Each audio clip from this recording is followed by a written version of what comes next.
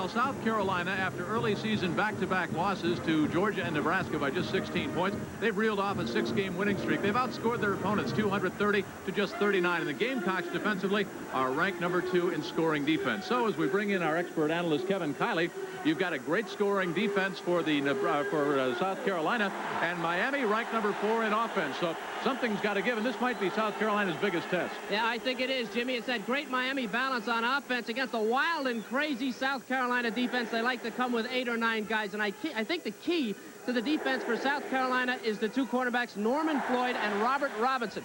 They have to play man-to-man the whole night against the 2 fine wide receivers, Michael Irvin and Brian Blades from Miami. If they're able to do that and make Miami go to the running game, make Steve Walsh hand the ball off instead of throwing, he throws for 59%. We'll see a lot of Melvin Bratton. I think South Carolina's got a shot. And speaking of throwing, how about the quarterback for South Carolina? Todd Ellis made his collegiate debut against Miami. He threw for over 227 yards, 2 touchdowns, but he also threw 4 interceptions. I think that Kane defense had him confused. Well, that was 21 games ago. Ellis has matured. He still throws a lot of interceptions, but I believe he's a better player. And really the question is, how many mistakes will he make tonight? Carolina can't afford to turn the ball over, and lurking on the other side of the line at free safety, Benny Blades, maybe the best in the country, leads the secondary in tackles, and amazingly also leads in interceptions. How well Ellis reads Blades tonight will mean a great deal to the offense of Carolina and how many points they put on the board. Well, of course, both teams are bowl bound. Here come the Gamecocks of South Carolina.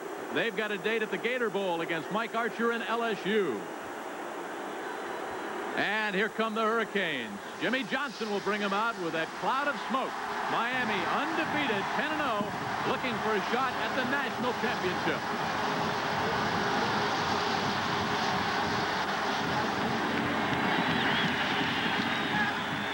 ESPN's exclusive presentation of CFA football is being brought to you by the U.S. Armed Forces. It's a great place to start.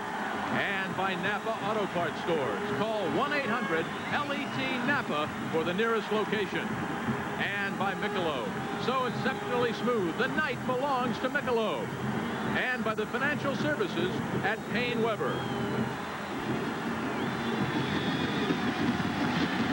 The Orange Bowl. Now, this is not a bowl game, but it could be. Jimmy Johnson's Miami Hurricanes come into this game with a 31-game regular season unbeaten streak. They are 1 step away from a showdown with number 1 Oklahoma in the Orange Bowl. But it's a giant step. This may be the best South Carolina team ever. And with a win tonight, the Gamecocks would be virtually assured of their first top 10 finish in the history of the program. You can credit some fine players on both sides for the success of the 2 programs. But this being our last regular season telecast, let's credit some of the seniors we haven't seen, the ones that didn't make the replays or the end zones. I was one of those players, and I know how hard you fellas work to contribute to your programs. Tim Brown won the Heisman today, but if you've ever played the game, you know that anyone who's ever worn a football helmet deserves a piece of that award. Jim? All right, Kevin, there is Jimmy Johnson saluting his seniors as they come out of the tunnel for the final time. Jimmy Johnson with a big victory against Notre Dame last weekend, 24-0. The Gamecocks came in, and we asked him if there was any possibility of a letdown. Without question, we were concerned about having a letdown against South Carolina coming off a big win against Notre Dame, and for that reason, we really emphasized to the team that we would not talk about Notre Dame. We were really going to focus in on South Carolina. I think they've done a good job of that.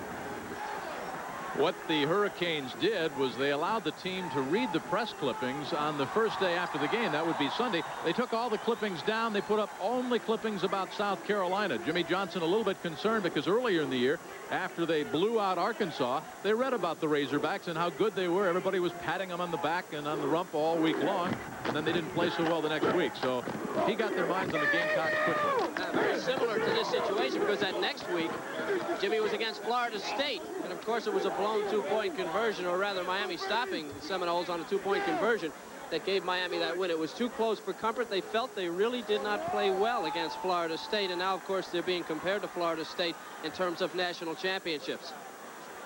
And, of course, across the way, the head coach of the Gamecocks, Joe Morrison. Kevin, this just might be the best team in the history of South Carolina football.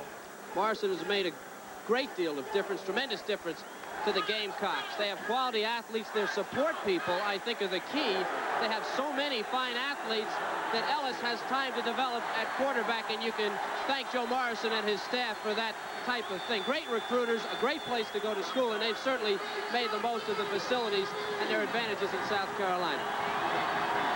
So there are the Hurricanes. It's their home game. Jimmy Johnson starting his 4th year.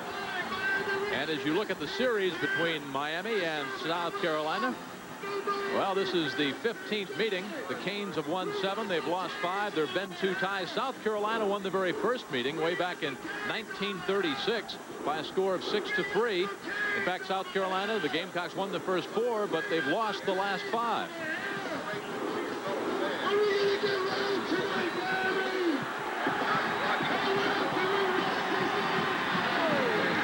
South Carolina has won the toss. They've elected to receive. Breeze picking up. It's windy and a little chilly tonight here in Miami. You're looking at Edgar Bennis, 5'11", 180 pounds, out of Miami Beach, Florida. They didn't have to go far, Kevin, to recruit him.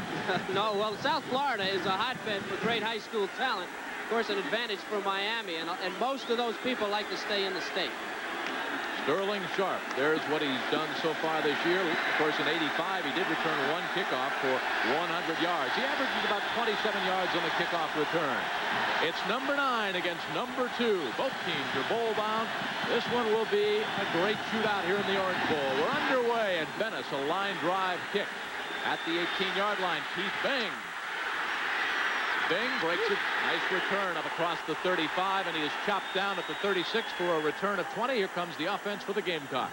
And bringing him out, Todd Ellis. He had an awful time last year against this team, but he's a little bit older and a lot better. A key tonight. Harold Green, a big play performer, runs a lot out of the single back, got good hands. He can do it all. And the wide receivers, the strength of the team. Sterling Sharp, called one of the best 11 football players in the country. Look out for Ryan Bethea. He's big and he's tough. Offensive line, Fryer is the best of the bunch.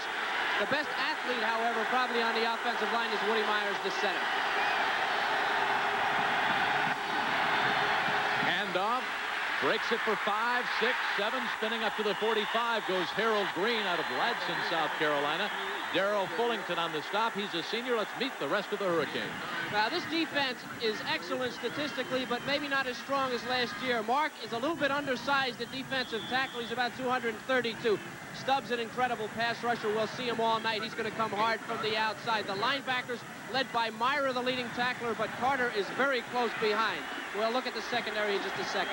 Smith goes wide to the left. Bethea and White slotted out. That's White in motion. The lone running back is Harold Green.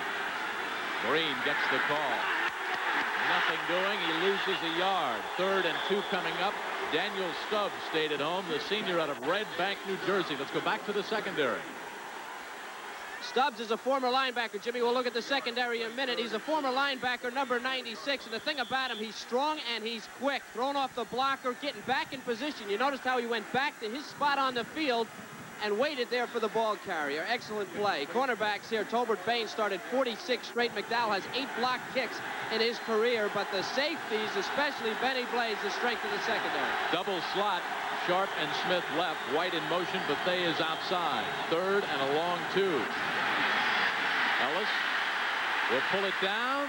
Close to a first down up near the 47-yard line. Forward progress from up here, and it looks like the super sophomore Todd Ellis has the first down. Rod Carter fell on top of him, the junior out of Fort Lauderdale. And we'll have a measurement to see if South Carolina picks up that first down. Boy, Jimmy, placement there will be so important. I don't think he made it, and I don't think he made it because he hit the ground too early. He went down with his knee first. He's a big kid, 6'3", 210 pounds. Maybe it was a time for him to put his shoulder into the defensive secondary and drive for a first down. I think he's going to be short. He lost about 18 inches on the spot because Ellis and his helmet and his shoulders were up near the 47. They put the ball back where his knee went down at the 46.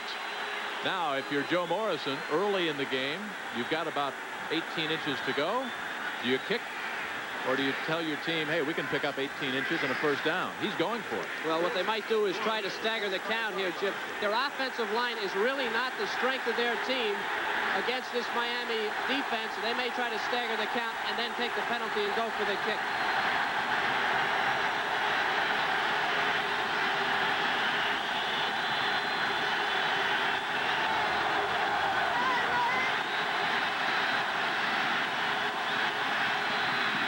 be a first down over the right side, blocking by Myers and Calvin Stevens. Ellis picks up the first down, and Myra on the stop. He bench presses 450 pounds, the senior out of Miami. Well, I think it shows you the difference between these two teams. Carolina got a bowl bid assured, and they're not worried about being number one. They're worried about winning this game. It's important to them. Let's take a look at the line surge just to the right of the center. See if they get up under the defense and create a hole for Ellis. And they do. You can see it right there. An excellent shot. He had room. He's 6'3", made the first down. Gotta like the call if you're a Gamecock fan. Motion by Sharp. Ellis, first pass. Dumps it off. Big yardage down that left sideline. Up into territory of Miami goes Harold Green, a 13-yard pickup. Colbert Bain on the stop. Green. And that's one of the things that the coaches of Miami noticed, that Ellis last year might have forced the ball. This year he's laying it off, dumping it off safety valve. Well, watch the body control. And he never did turn his shoulders. He took a pump, Jimmy, and then he threw the thing right across his body. I haven't seen a guy do that since Joe Namath. He was looking one way and threw it the other way. And what that shows, he knew the receiver was out there. Really didn't have his eyes on him, but he knew there was a safety valve, and he made the play. Maturity. Todd Ellis, still just a sophomore. And you saw Todd kind of stretching his shoulder. Frank Sadler told me before the game he's been bothered by a bad shoulder for about 3 weeks. Green, big hole right side again. Churning down to the 27-yard line, and Fullington on his second stop of the night. Close to first down yardage, should be a first down. The thing that they're concerned about, the Miami defensive people, is that the Miami defense likes to run out of there. They're pass rushers, and they're not real big on the inside. You see right there, number 94, Greg Mark getting too high and pushed out, and then a little delay and a quick handoff, and bang, they're up in the middle. Now, these guys, Mark especially as a sophomore, he has a tendency to get high. That could be a problem. The fullback, Harold Green, 3 carries, 19 yards. 4 carries for about 22 yards. Hammered backwards by Stubbs. Stubbs, 6'4", 250, 63 tackles, 8.5 sacks coming in. Just stood Green up and drove him backwards.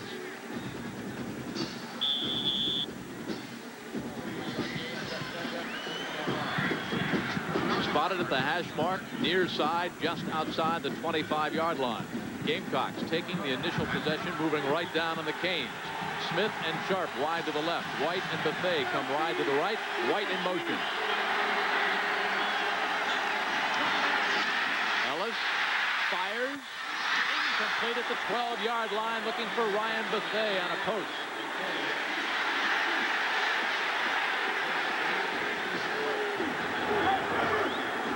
Blades was back on the coverage, the senior out of Fort Lauderdale. The ball a little bit high, but they couldn't hang on. Might have heard some footsteps. That ball was there, Jim. That ball was there, but they should have had it. Thing to remember, too, about the run and shoot, it is the run and shoot. They would rather run first and then shoot. This is not necessarily just a passing team for South Carolina. 3rd and 7. White goes in motion, top of the screen. Draw play. Down to the 23 goes Harold Green. Derwin Jones, the senior out of Miami, 6'4", 275 with 53 tackles and 4 sacks on the stop. 11 minutes left to go in the first quarter, so the Gamecocks have run off 4 minutes. Rodney Price will put it down near the hash mark near side. This will be a 40-yard try for the true freshman Colin Mackey. 20 of 27 on the field goal tries, and he is 4 of 7 between 40 and 49 yards. On its way, plenty of distance. It is good. A 40-yard field goal by Colin Mackey. 10:40 left to go in the first quarter, and South Carolina strikes first against second-ranked Miami.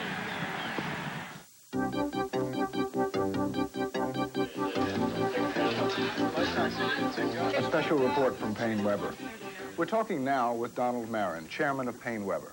Did October the 19th underscore the fact that we're a world economy? Well, we're in a totally different world. We're in a world where when you get in the office the first thing in the morning, you ask what the Japanese stock market did the night before. We're in a world where you want to know what's going on in Washington before you want to know what's going on Wall Street. We're in a world where things look very good right now. The economy is in strong shape. Unemployment is a historically low level.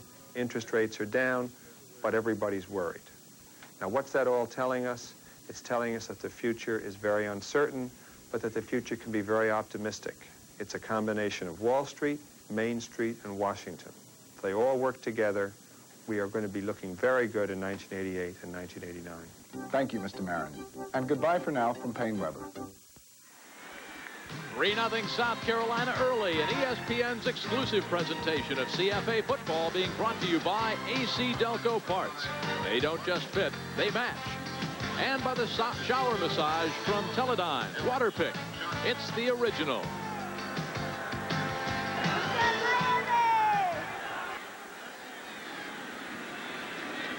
South Carolina taking the opening possession. They used up 4 minutes and 20 seconds, a 40-yard field goal.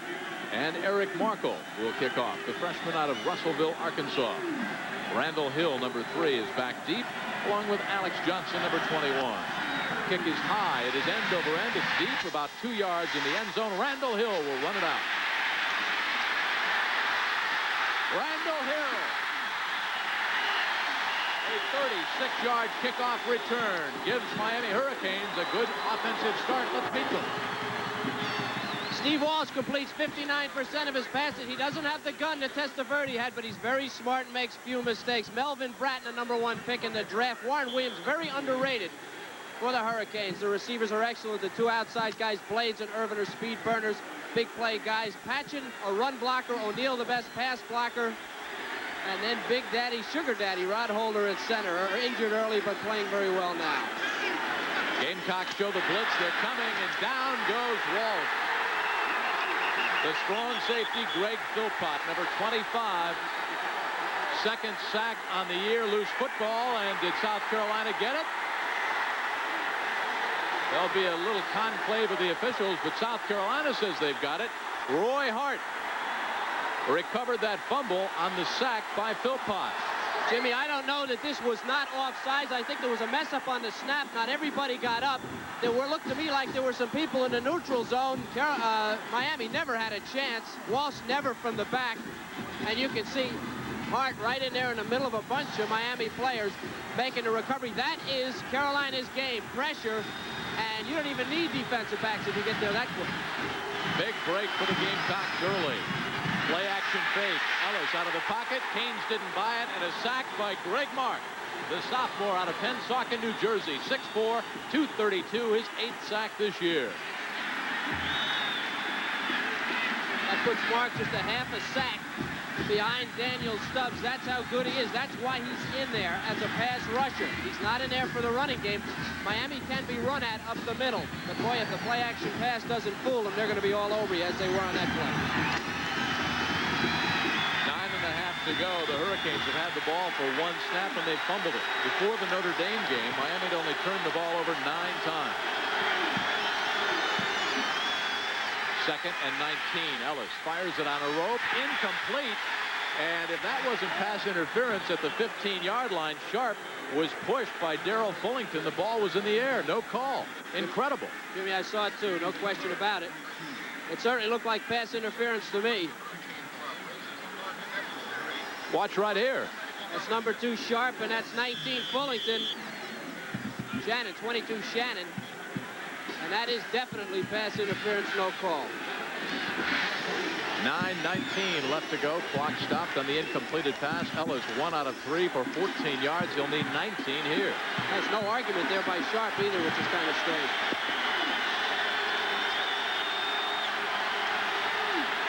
Sharp goes in motion. Ellis dumps it off to Green. Nice move. Down close to the 32-yard line, where Randy Shannon, the junior out of Miami, makes the stop. Well, we'll see another field goal try with 9 minutes and counting left in a scoreless first quarter for Miami. They are 2nd ranked. They are number 3 in scoring defense. South Carolina has never scored more than 14 points in a game on Miami. Well, these points are big early. I'm sure that's in the back of somebody's mind. The fact that they can score is going to be important to them. A 48-yard field goal try. Good. 2 in a row. One from 40, the other from 48. The Gamecocks lead after the turnover, 6-0. Old soldiers never die, but neglected batteries do. That's why I feel better with a Delco battery under the hood. Seal tight, maintenance free. With plenty of startup power to handle cold mountain weekends. Precision AC Delco parts. They don't just fit, they match. We old soldiers spend our time on live trout, not dead batteries. Now get up to $5 back on Delco batteries. See your retailer for details. Who says Chevy's better than Ford? USAC tested standard half-tons with their best automatics and half-ton payloads. 0 to 60, 40 to 55, pylon course handling, Chevy beat Ford. Level and uphill towing acceleration. Chevy with Vortec V6 beat Ford. Which truck should you be driving? USAC tests just answered it. The heartbeat of America. Maybe it's the Chevy you should be driving. It's today's Chevy truck. Jim McMahon and the Chicago Bears are looking stronger than ever. They're running away in the NFC Central Division. Sunday night, they meet the second-place Minnesota Vikings live right after NFL primetime on ESPN. We are back at the Orange Bowl with the Hurricanes. Are scoreless. They've only had one snap. They fumbled the ball. Colin Mackey, field goals of 40 and 48 yards. And it's a 6-0 South Carolina lead. Eric Markle out of Russellville, Arkansas. 5'9", 170, sends it high, end over end. This one is short, and at the 8, it's Randall Hill. Good move. If he gets outside, he's got the wall. Out of bounds. Chased out by Robert Robinson, number 36, a reserve cornerback.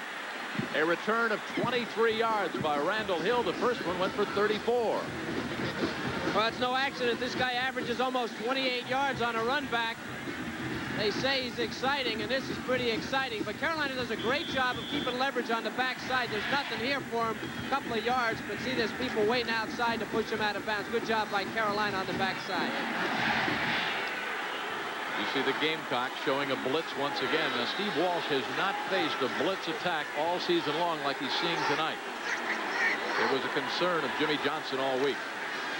Quick drop, quick release, safety valves it out to Warren Williams. Williams dances across the 35, chased out by Roy Hart, the nose guard. Let's meet those Gamecocks defensively.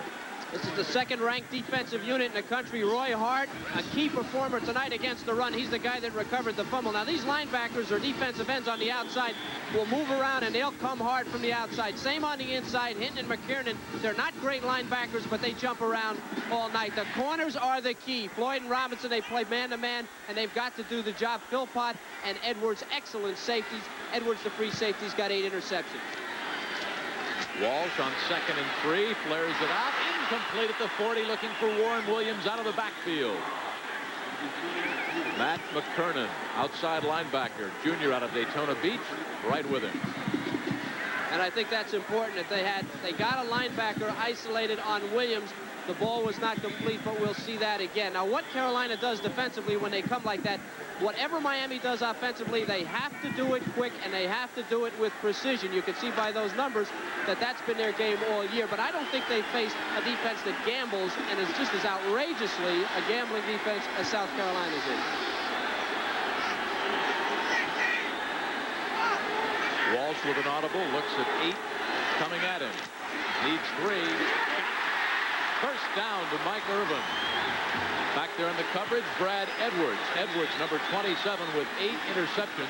Edwards also playing with intestinal flu tonight. A little woozy after last night's workout. Now, Irvin could make him woozy.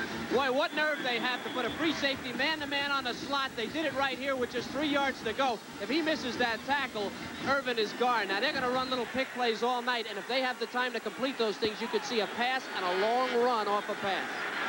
That was Miami's first down. It comes with 7:50 left in the first quarter. Out of of the grasp with one of the South Carolina Gamecocks. Up near the 47 goes Melvin Bratton out of Miami, and Roy Hart, number 54, out of Tifton, Georgia, on the stop. 6 foot, 272 pounds. He slips the first block, gets a shot in the throat, but he does what a defensive player has to do. He keeps his feet, works down the line, and he's able to get into position. Another thing about Carolina's defense, the way they stunt, jump around, big plays, alleys will open up, and you can pull a big one off on them. 2nd and 8. Walsh has a flood to the right. And in this check with me offense, Jimmy Johnson gives his quarterback flexibility. Blitzes on, penalty flag down. Walsh to midfield inside South Carolina territory, wrestled out of bounds at the 45 of the Gamecocks. Brad Edwards on the stop, but there's a flag to be checked out.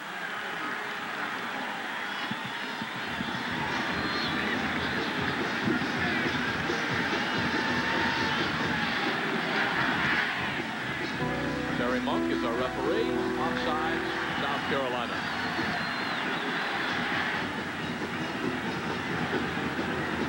Talking about Steve Walsh, coaches said that one of the things they'd like to see him work on, Kevin, a little bit more strength. Now, very few will have the arm of a Vinny Testaverde, but they'd like to see him put on just a couple of pounds, increase that arm strength a little bit. Well, he doesn't have the ability. They're more of a controlled passing team now with Vinny. They could just go 35 yards on a line down the field. They can't do that. Hurricanes took the play, declined the penalty, stuffed at the line of scrimmage. Last year's Defensive Player of the Year, number 54, Roy Hart on the stop of Melvin Bratton. Rod Holder, the center, number 64 for Miami, outweighed by about 20 pounds by Hart. Doesn't use his strength, uses his quickness to slip the block and cut over into the hole and get Bratton. Now, you can get away with that sometimes, but middle guards that tend to have a tendency to pick a side, the back will do the same thing. He'll hesitate for a moment, wait till you pick a side, he'll go the other way. Got to be careful. He can't do that on every play. Blades comes to the near side. Irvin, top of the screen, and 2nd and 11. Walsh looks at a blitz, and here it comes.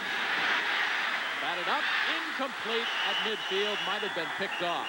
Wilson, the sophomore from Middlesex, New Jersey, number 92, is 6'2", 263, and he deflected the ball. Had Roy Hart seen it, he could have picked it off.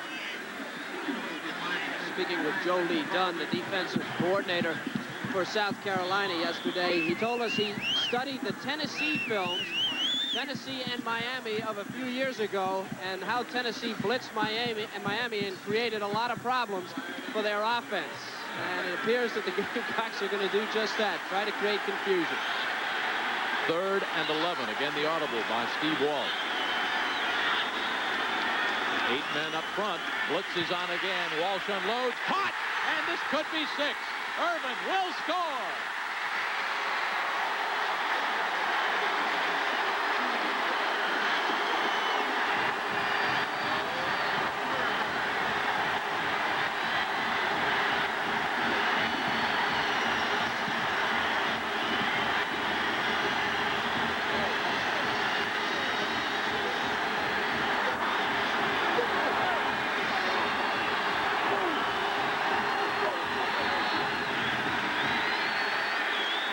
Okay, the trips formation is what did it. Michael Irvin, his 26th career touchdown, and that's his 33rd straight catch in a game, a pass, at least one pass. Great performance. Drake Cox will try to make it 7-6 Hurricanes. He does, out of the hold of Jeff Beagles. Just a post. Trips formation, but what they did, they brought all the defensive backs to that side of the field, and Walsh standing in there against the blitz, hit him perfectly, and this is the pass and run I was talking about. There's no way you catch these two guys, either Irvin or Blades, once they catch the ball. And Floyd, 29, who was back there in the coverage, looked to trip just before the catch was made. Touchdown number 6 of the year for Irwin. Buzz after that 46-yard scoring strike from Walsh to Irvin. Bennis will kick it back deep. High, end-over-end kick. And at the 8, Sterling Sharp. Across the 25, near the 28. Now let's watch Mike Irvin, one of 16 children, Kevin. The key to this play is that Floyd, number 1, doesn't cover him, and because of the trips, there's nobody there to the left of Irvin as you see him come down the field. It's a matter of speed. You can see the difference in speed right there. Irvin was gliding. Floyd was trying to catch him. It was no contest. dedicated his career to his father, who passed away in 1983. 5:51 left to go in the first quarter. It's been a good one.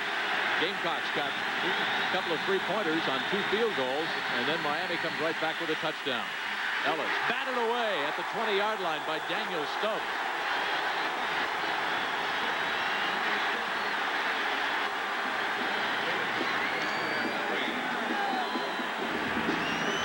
There you see Stubbs, one of 3 finalists for the Outland Trophy Interior Lineman of the Year. Stubbs, 6'4", 250 pounds. He bench presses over 400 pounds. They call him Stubby K. Looks like a railroad crossing when he gets those big arms out there. 2nd and 10. Sharp motions near side. Ellis. A little curl. He's got Sharp at the 38. And Sharp tries to fight for first down yardage in the grasp of Bubba McDowell. McDowell, the junior, a 6-footer, 202 pounds, out of Merritt Island, Florida. Got to be careful with Ellis in this game. He's playing against maybe the best secondary in the country. Now watch his eyes here. He goes back, but when he turns around, he's going to glue himself to Sharp. That's good protection by his offensive line. They've done a nice job so far tonight. He is glued to Sharp, waiting for him to turn around. Later in the game, that could prove costly because Benny Blades, remember, is running around out there somewhere at free safety. And if he reads that type of thing and is loose, he's liable to come in and pick it off. Ellis in the huddle, 3 of 6, 28 yards, looking at third and the long yard. 5 minutes left in the first quarter. Sharp and Smith wide left. White and Buffet near side. Green. First down for South Carolina. George Myra, who bench presses 450 pounds, bench presses Harold Green.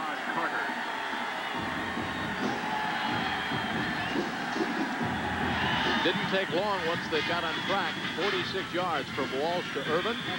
8 plays, 69 yards, 2.5 minutes. Hurricanes back in front by 1.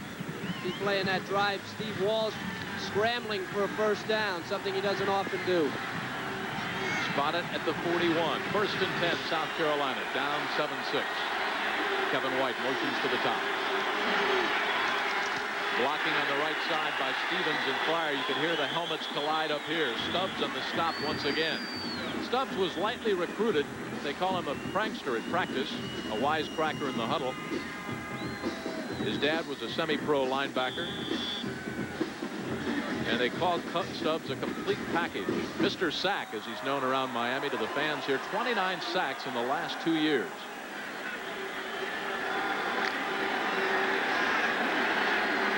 Second and 8.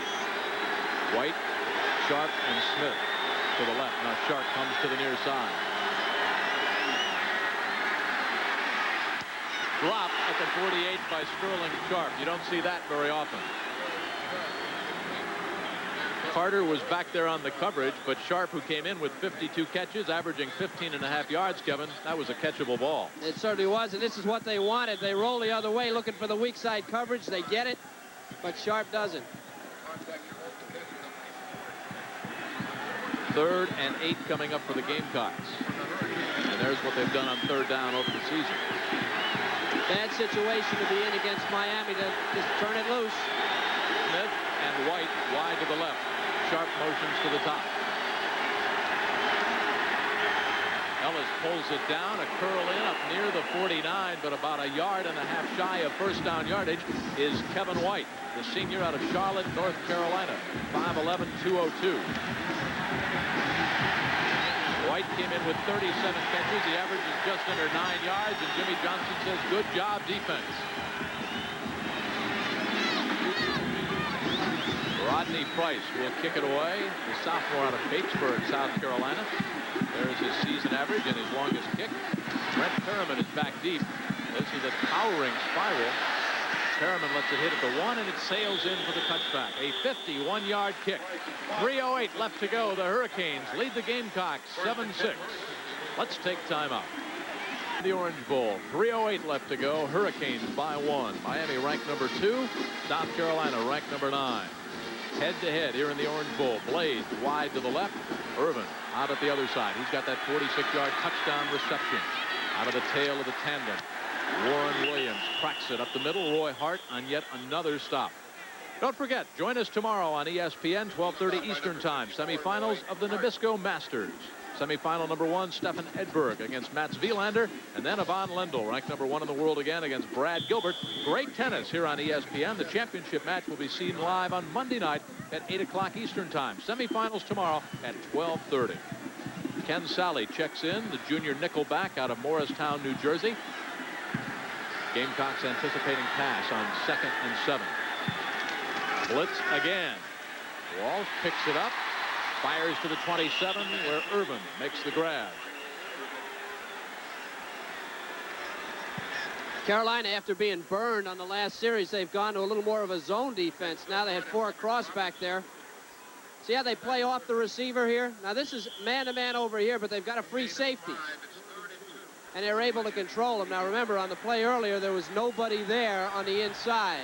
Carolina thinking a little differently now, trying to change up their coverage. Irvin, 3 catches, 57 yards, and of course that touchdown.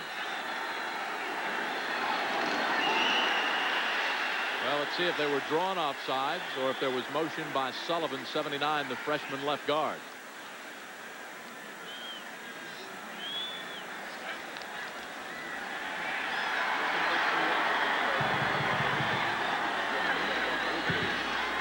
That'll cost the Miami Hurricanes 5. Kevin, while you're talking about Joe Lee Dunn and the defense of South Carolina, he loves the man-to-man, but his big worry was that slant-in pass and the speed burners. He said ordinarily when you prepare for any team, they've usually got 1 wide receiver that can beat you, but the Hurricanes, they've got 4 or 5. They're well balanced. They have 3 people that have over 25 catches on their offense. So look at Joe Lee, and he's given a lot of credit for the success of the South Carolina team. And they really have trouble matching up against the Miami team. And then you've got the run to worry about, but they've done pretty well so far. 3rd and 7 after the penalty. Walsh picks up the blitz, fires. Great shoestring catch at the 33. Irvin again.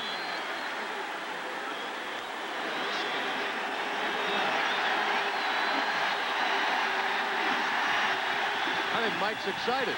A little early for that type of thing in this game.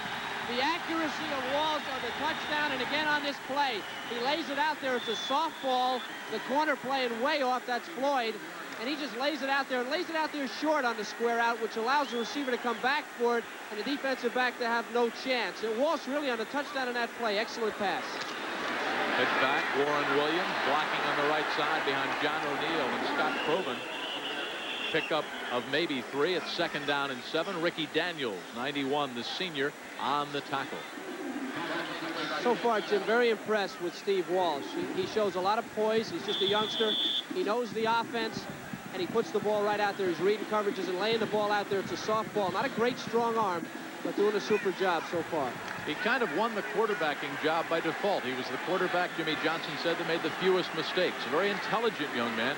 He won't make the bad call or the bad read. Won't hurt you. Williams tries to get outside. Gamecocks not fighting. At the 36-yard line, Kevin Hendricks, the junior out of Hickory, North Carolina, on the stop, but there are penalty flags to be checked out. And Philpott did a super job. The safety, number 25, coming in and jamming that thing early. Offside against South Carolina. Well, we showed you that shot from high over Miami. The Goodyear blimp provided by the Goodyear Tire and Rubber Company. And this blimp is based out of Pompano Beach, Florida, just up the road. The pilot is Drew Marshall. 51 seconds left to go in the first quarter. 7-6, the Hurricanes on top. There is Steve Walsh, very intelligent young man. Interesting, usually you have quarterbacks from all over the state of Florida going to schools in the Midwest and up north to play because they can practice their trade here year-round, throwing to wide receivers. But Steve Walsh out of St. Paul, Minnesota.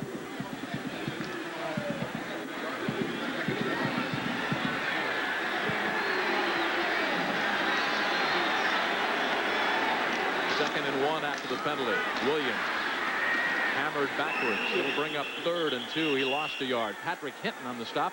The freshman out of Atlanta, number 46. Carolina's so tough to block. They move around so much and they create so much confusion on the offensive line. They're very, very quick. Probably the one asset that their defense has is great team speed. They're all on their feet. They don't lose their feet. They run and run and run, and they'll chase you down. Hurricanes break out, Kevin, on third and a long 2 with Roberts and Pigza as double tights, 87 and 81. And that's the end of the first quarter. 2 quick field goals by the Gamecocks and then a touchdown of 46 yards by the Hurricanes. That's where we are after 1. Exclusive presentation of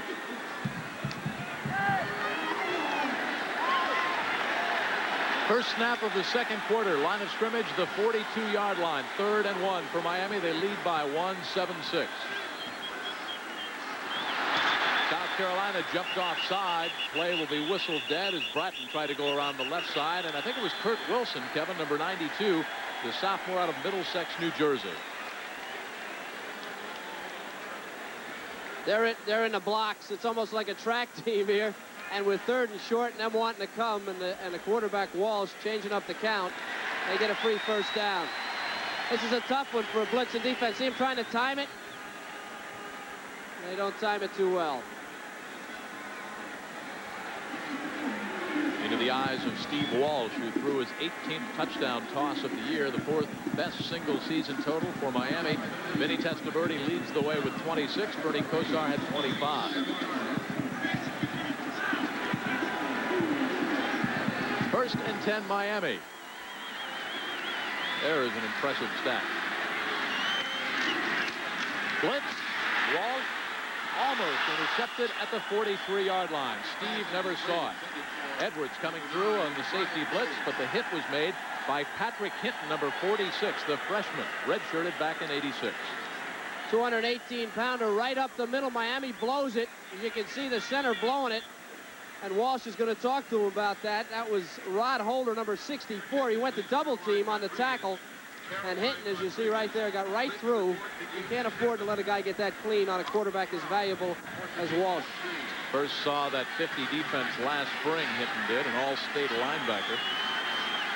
14:57 left before halftime. Walsh on 2nd and 10. Blitz again. Down at the 36-yard line, Kevin Hendricks. Hendricks sacking Walsh, who must be feeling the frustration now. Hendricks, nicknamed the Chief, missed the spring with a shoulder injury and comes on with a very aggressive play. Jimmy, I have to admit, I love this. I mean, Joe Lee doesn't think about anything. He's got Hendricks, number 98 there at the top of your screen, coming down at Walsh. Just absolutely no defense. And they just got too many guys for Miami. There's not enough guys to block them. They send them out on a pattern, and that'll really make them conservative. You really can't have anybody back there blocking if you're going to throw to 5 receivers, and if they rush like that, you got to keep them in. Left tackle move for Miami. This will cost the Hurricanes 5. Boy, you see it again. Matt Patchett, experienced offensive tackle, number 71. He's a senior, but he's getting jittery now. It was Hendricks coming from his side last time, and he jumped, and that's the result of that type of defensive philosophy. Patchett got beat last time by Hendricks. Look at him. He's jumping. He's thinking about it. And that'll cost him 5. And that's philosophy. You can give that to Joe Lee Dunn. You can give that penalty to him. Well, Joe Lee told us yesterday that they were going to dance with what brung them to the dance. They weren't going to change anything. But that was interesting because he told some of the writers in Miami, he told every writer who called, we're changing our defense for your Hurricanes. And you and I were wondering if he was telling us the truth. 3rd and 24.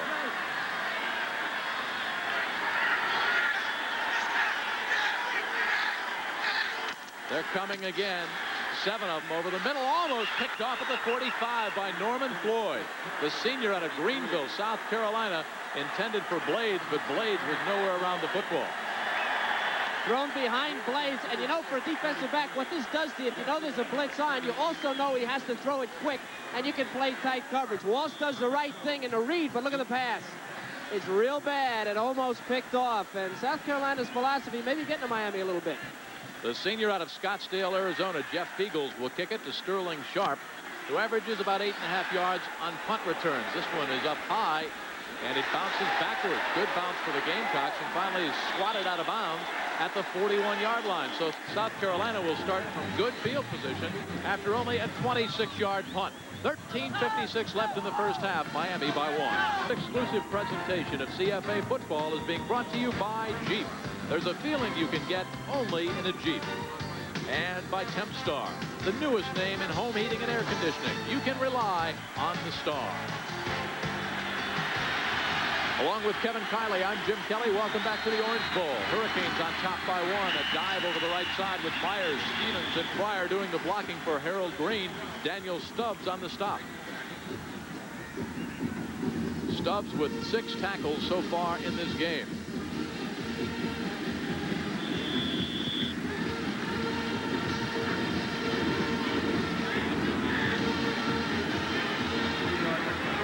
Second and 8. Sharp wide to the left. Danny Smith is outside. He has yet to have the ball thrown to him. Quick out. Sharp's got it.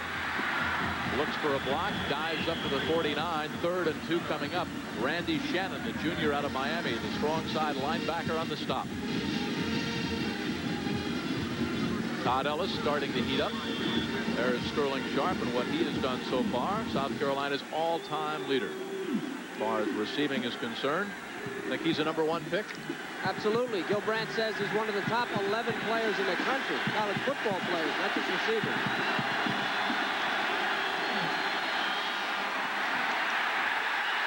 Driven backwards by Jimmy Jones is Harold Green.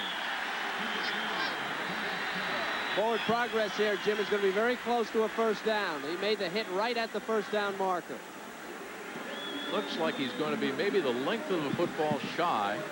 It'll bring up a 4th and again the length of the football. Now early in the first quarter, Joe Morrison, head coach of South Carolina, gambled and went for it.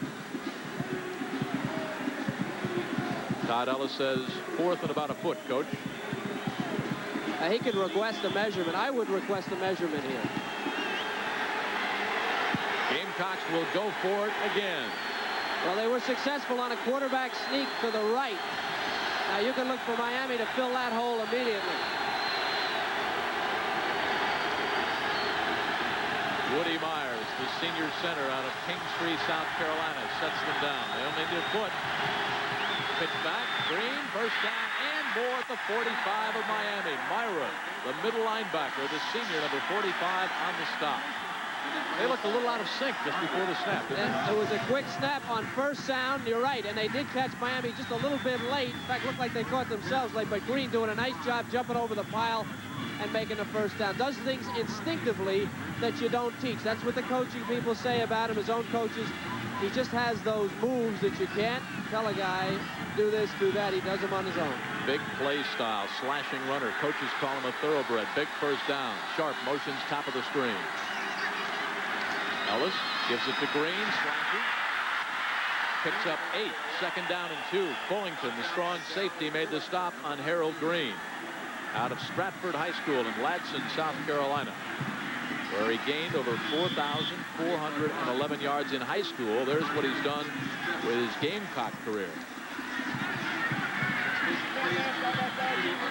Green, 11 rushes, 47 yards.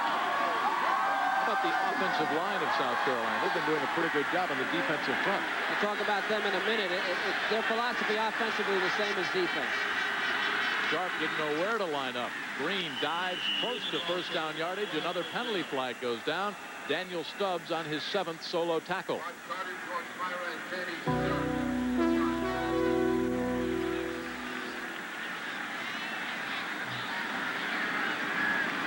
Motion against the Gamecocks. Interesting story on Stubbs, number 96. They call him Stubby K. He is 6'4", 250 pounds, but for a while, they weren't sure what size he would be. He was allergic to a whole lot of things, had some respiratory problems because of the ailments.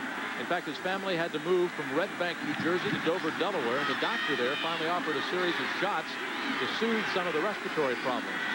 And Stubby K, as he's called, grew up to be a healthy, happy young lad at 6'4", 250 pounds, 4.8 speed. How about that? Is that a complete package? Fred and his dad, too. His dad moved the family to Dover for his health, but stayed in Red Bank because that's where his job was and made the commute on weekends, and that's some dedication to your family. 2nd and 7 after the penalty. Kevin White motions near side. Now says, what's the play to Sterling Sharp? Sharp calls the play out to Danny Smith, like a bucket brigade. Over the middle, a diving, sliding catch. Was it caught? Ryan Buffet, Hurricanes are saying incomplete. What do the officials say? Incomplete. A little taunting going down on the field. That was Darrell Fullington. Now this thing's a short hop. Buffet took a shot early in the game, and I think you'll see it again. It's Fullington trying to get in there. Now Miami does have a little bit of a reputation, talks a lot on the field. They make a lot of movements, a lot of gestures. Irvin was doing it earlier. This is a 7-6 game, and I don't know if I'd want to aggravate South Carolina in a close game and get them up and make them play harder. Gamecocks are 1 for 5 on third down conversions, 2 for 2 on fourth down.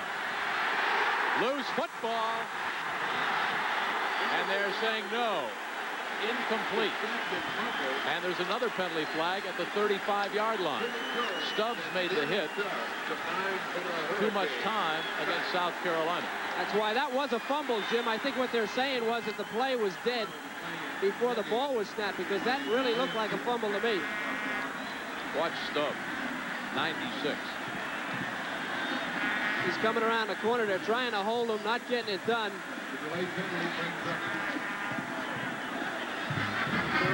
That actually was a good penalty for South Carolina. If it wasn't delay of the game, it would have been a turnover. Boy, you see Todd Ellis get sacked. Kind of reminds you of last year against the Hurricanes. First time he saw a couple of those canes, Jerome Brown said, "Watch out, Todd, we're coming at you." Todd looked into their eyes and said, "What am I doing out in the field with these guys?"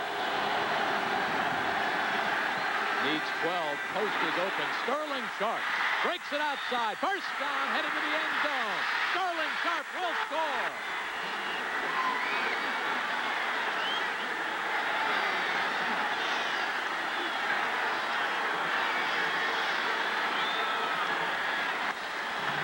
"47 yards, the 5th receiving touchdown for Sharp. Todd Ellis, his 10th touchdown toss on the year. The Gamecocks go back in front.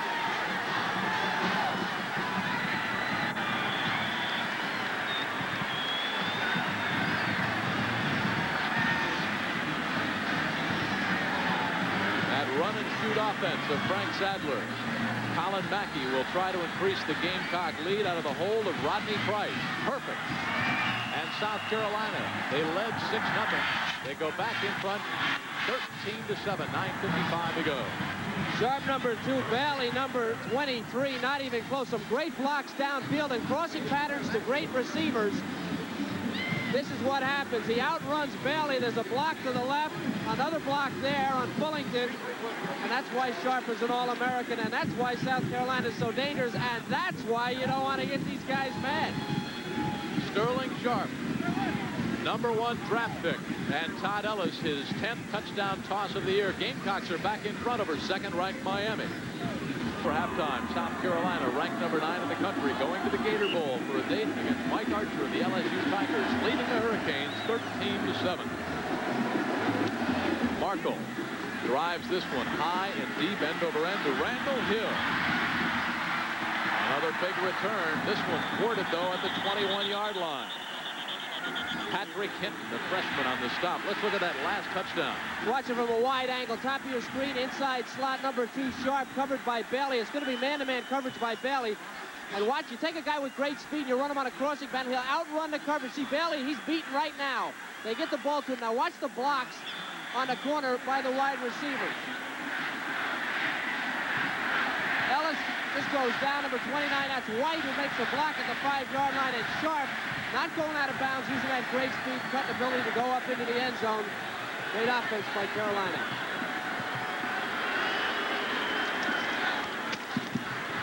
Just a simple dump off. It goes to Mike Irvin, and look out, it's a track meet now.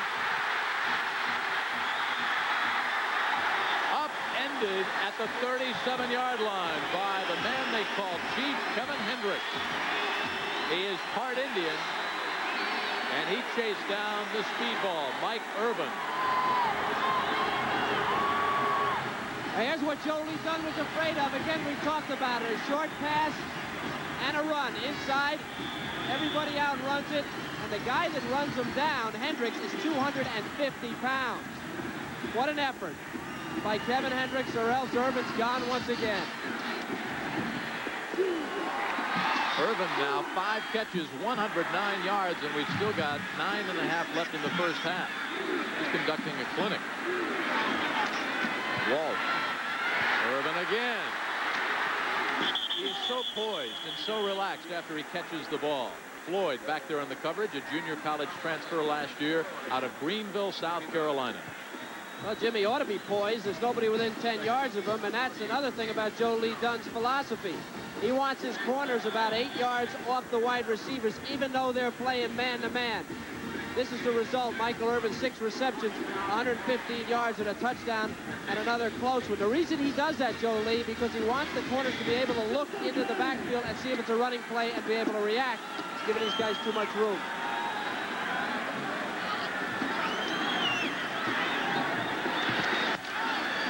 Walsh. All kinds of time. The middle's open. Incomplete at the 2-yard line for Brett Perriman. Walsh knows he missed 6. The thing about a quarterback, when you tell when a quarterback has poise, is when he sits in the pocket and his feet don't stutter. And he's able to look over the whole field. You saw it all from Walsh on that play. He was trying to go to the far sideline. Carolina was there. He surveyed the field, kept his feet steady, had a solid base, and then just lofted that ball a little long down the field. Even though an incompletion, showed me a lot from Steve Walsh. There's what Steve has done so far. Irvin, 6 catches, 115 yards. Walsh looks, fires over the middle. It's dropped. Dropped. He did not have control at the 26. Alfredo Roberts, the senior tight end out of Fort Lauderdale. Well, you know, the official who made the call broke up the play. Alfredo tripped over the official, and that's why the ball was incomplete. It was the same official that made the call. Watch Roberts, number 87, right over the middle. This ball is there. Now look at the official. He gets in the way, and then as Roberts goes down, he catches it, puts the ball on the ground as he's falling, and it's incomplete. It's a good call by the official, but hey, stay out of the way.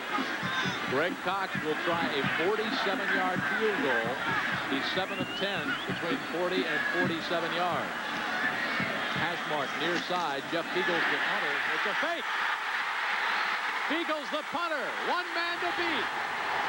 First and goal, Hurricanes.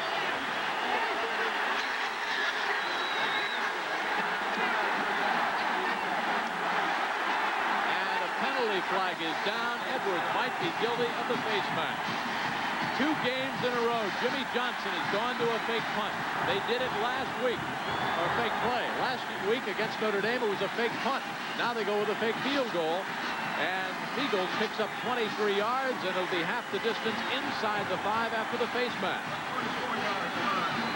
Give him credit for trying it. Beagles never thinking about anything else. The thing opens up perfectly. Beagles must be wondering what he's doing out there all alone before he's dragged down. And there's the face mask by Brad Edwards. Boy, that'll take the heart out of your defense.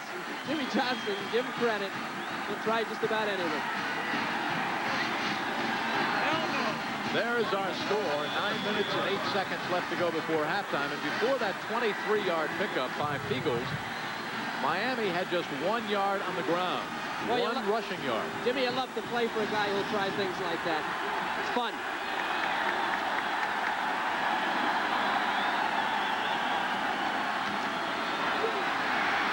Williams dances, could not get outside because Scott Windsor, number 80, the sophomore out of Snellville, Georgia, stayed right there, number 20. 9 South Carolina defensive players within 5 yards of the ball when he went down. Look at them all coming back. Great team speed. If I was going to attack Carolina on the goal line, I'd go right up the middle if I was going to play it on the ground. And here you got to watch out for the tight end and a quick back out of the backfield. I'd watch out for Mike Irvin anywhere. He's had things his own way. 115 yards. Still 8.5 to go. There goes Melvin Bratton. Oh, what a collision. Touchdown. He just put the helmet down, and the last 2 yards was all Melvin Bratton. He ran right over Robinson and Edwards.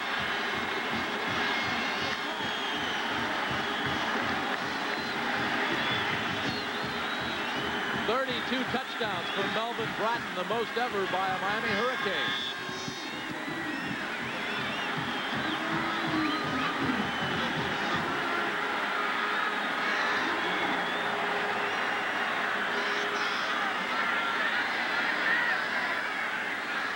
Eagles, who picked up 23 yards of the big first down, puts it down for Greg Cox as we seesaw back and forth. And watch Bratton, who had 2 last week against Notre Dame. Coming at you, 6'1", 223 pounds, a big train, and he can score. He smells the goal line. Once he gets him square right there, look at the power. And just inside. Official right there to make the call. Jimmy Johnson watching Bratton run over Brad Edwards and Robert Robinson. He gets the touchdown. Welcome back to the Orange Bowl. 8:06 to go. We get a dandy as we seesaw back and forth. Edgar Bennis. Sterling Sharp is back deep. This one is high, but not very deep. Sharp tries to get outside. Hurricanes are coming. A loss of 5. Bobby Hart, number 39 on specialty teams, chopping down Sterling Sharp. 4 yards. Watch the last 2, though. He just put his helmet down. Bratton's got the great speed and the size.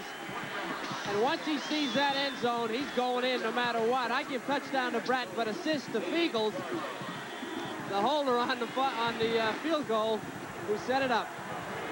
There is the University of Miami all-time career touchdown leader with 32, Melvin Bratton. Ellis sets the Gamecocks down at their own 8. The tailback hammers his way across the left side behind David Poinsett, Paul Shivers, and Woody Myers. That's Harold Green in the grasp of Jimmy Jones.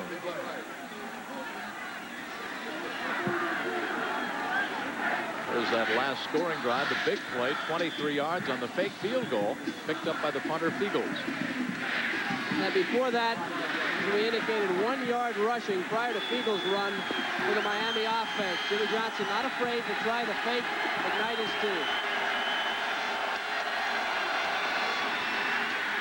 Right side, close to the 14-yard line goes Green, and Rod Carter, the junior out of Fort Lauderdale, owns his own art studio. His major is art on the stop. Talked about the offensive line earlier. South Carolina, they're like the defense in that they will move around. A lot of traps. They'll show you pass, trap back, a lot of tackle traps. An aggressive defensive line like Miami with a 4-man front, they try to fool them, get them go the wrong way, and then just pin them down. Let Green, who has a great visual ability, pick his own hole. It's a little tough down deep in their own territory, though, because they're expecting him to run.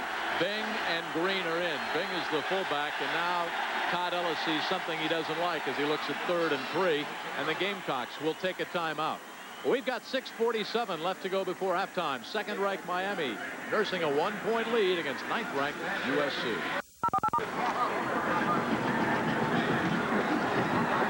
Here's our time left. 6:47 in the first half. 3rd and 3 for the Gamecocks. Danny Smith wide to the left. He has yet to see the full football. Bing is the fullback. Green the tailback. Green's got it. And he hammers his way up close to first down yardage. Needed to get to the 18.5. Carter and Myra on the stop. The spot will be so important here. Carolina showing some confidence in their offensive line. They only use the eye about 25% of the time, and they run the ball primarily when they're in that formation. So that was nothing tricky. They were coming right at Miami. They almost maybe made it work here, depending on the measurement.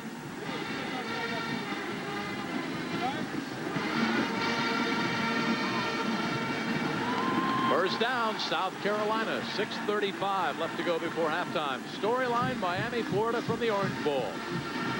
Irvin, 6 receptions, 115 yards. One of those 46 yards for a touchdown. Sterling Sharp, 3 catches, 61 yards, 1 for a 47-yard touchdown.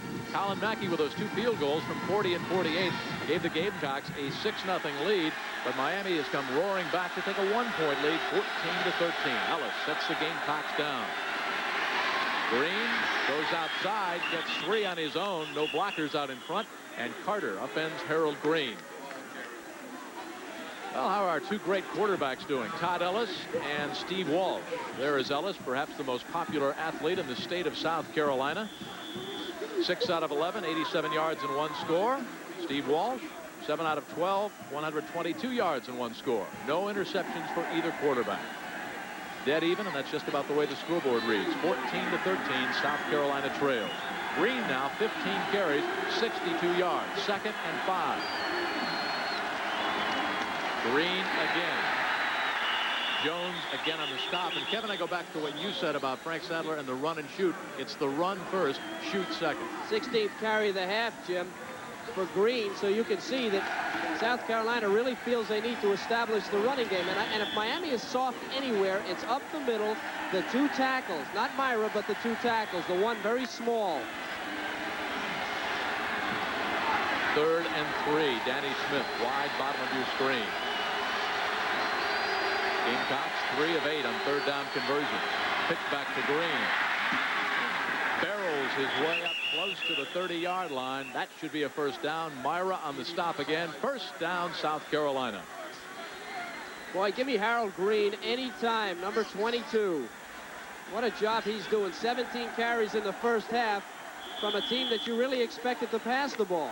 And one of the reasons that South Carolina keeping the ball on the ground, this is what they hope to do, give the defense a little bit of a rest. Work on the clock a little bit, a little time-consuming drive, because you've already seen the speed burners of Miami, and Joe Lee Dunn's defense cannot stay with them man for man, certainly not over the course of 60 minutes. Time left before halftime. A little draw. Not much up across the 30-yard line. They did put in some new wrinkles on the trap this week. The quarterback would show pass, and they put in some new trap blocking as well. Well, they're going to tackle trap, trying to get Myra come down with a tackle, which is something that I first saw in professional football. It was a rude awakening. Usually you're used to seeing that guard come across and getting up there in the hole and meeting him, and you're standing there for about a split second, nobody shows, and all of a sudden there's a tackle in the side of your ear hole, and he's blasting you out of bounds. It's worked pretty well. I mean, Carolina does a lot of different things offensively, and they have confused the Miami defensive line somewhat, but they have not established a long drive as yet.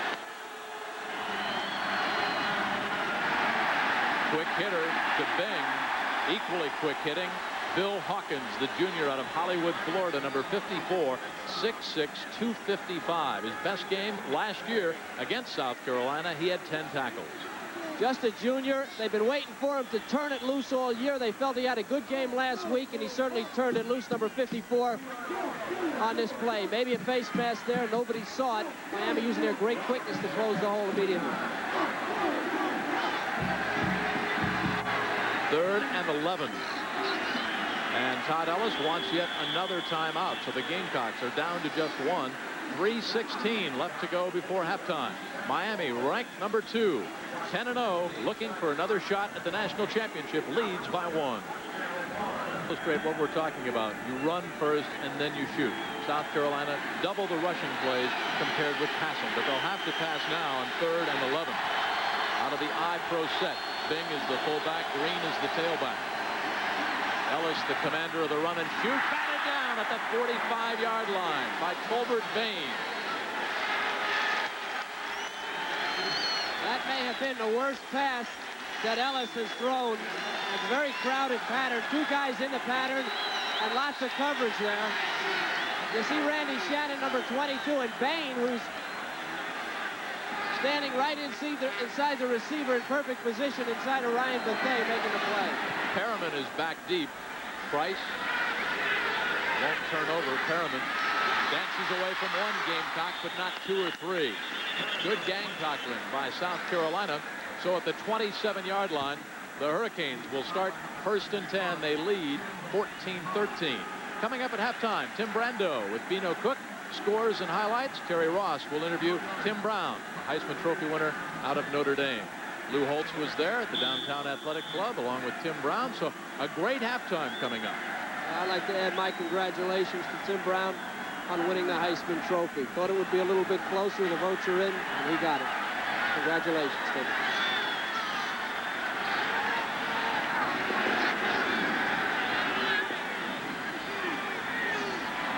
Walsh at quarterback with a long audible. Blitz is coming. Steve dumps it off. Almost picked off the 30-yard line by Edwards, who has 8 interceptions. Leonard Conley, the intended receiver, and Edwards, the senior out of Fayetteville, North Carolina, picked off that one. It would have been 6. That's exactly the way the defense is supposed to work. Ellis had a poor pass on his last attempt, and this is a bad one by Walsh. And here's the difference maybe in the arm strength between Walsh and Testaverde. A little bit off balance. That's a floater. Edwards a step shy of getting a touchdown. Perfect position. Didn't look like Brad was bothered by the flu at all. Walsh now 7 of 14, 122 yards. He's missed his last 3. Sometimes having the flu makes you run faster, Jim. Not this variety of the flu. Blitz, Walsh on the screen. Gets it to Gary. First down for the Hurricanes and more. Gary almost gone. At the 45, a 27-yard pickup.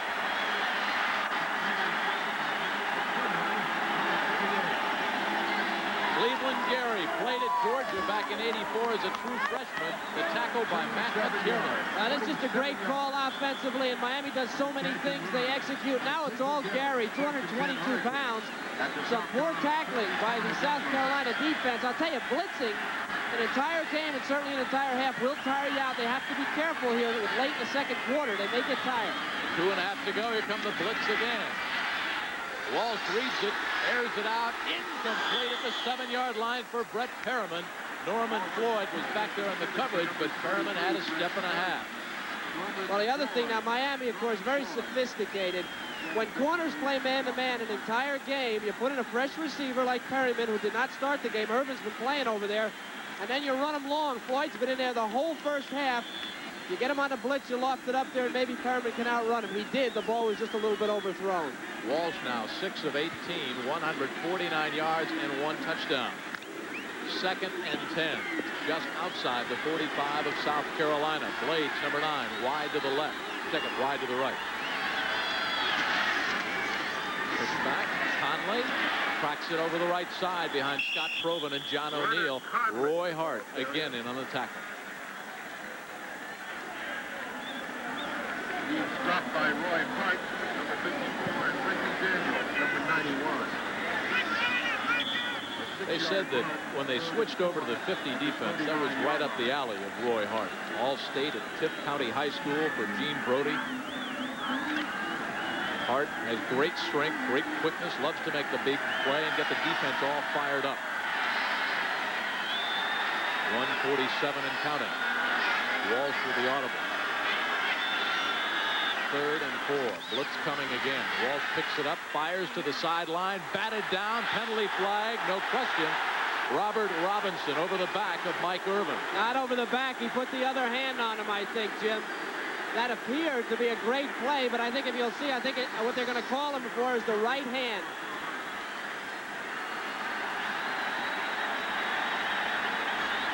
The question is going to be whether the right hand was on him before he made the play.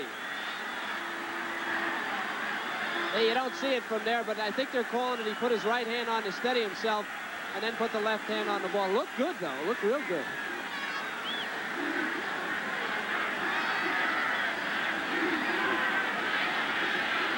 Yeah, it's hard to pick up. It doesn't focus early enough to tell, but definitely that's the call. Whether or not it's legitimate or not, we're not going to know.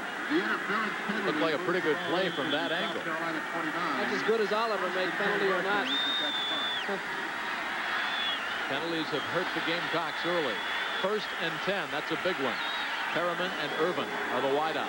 They even up the running backs, Conley and Gary.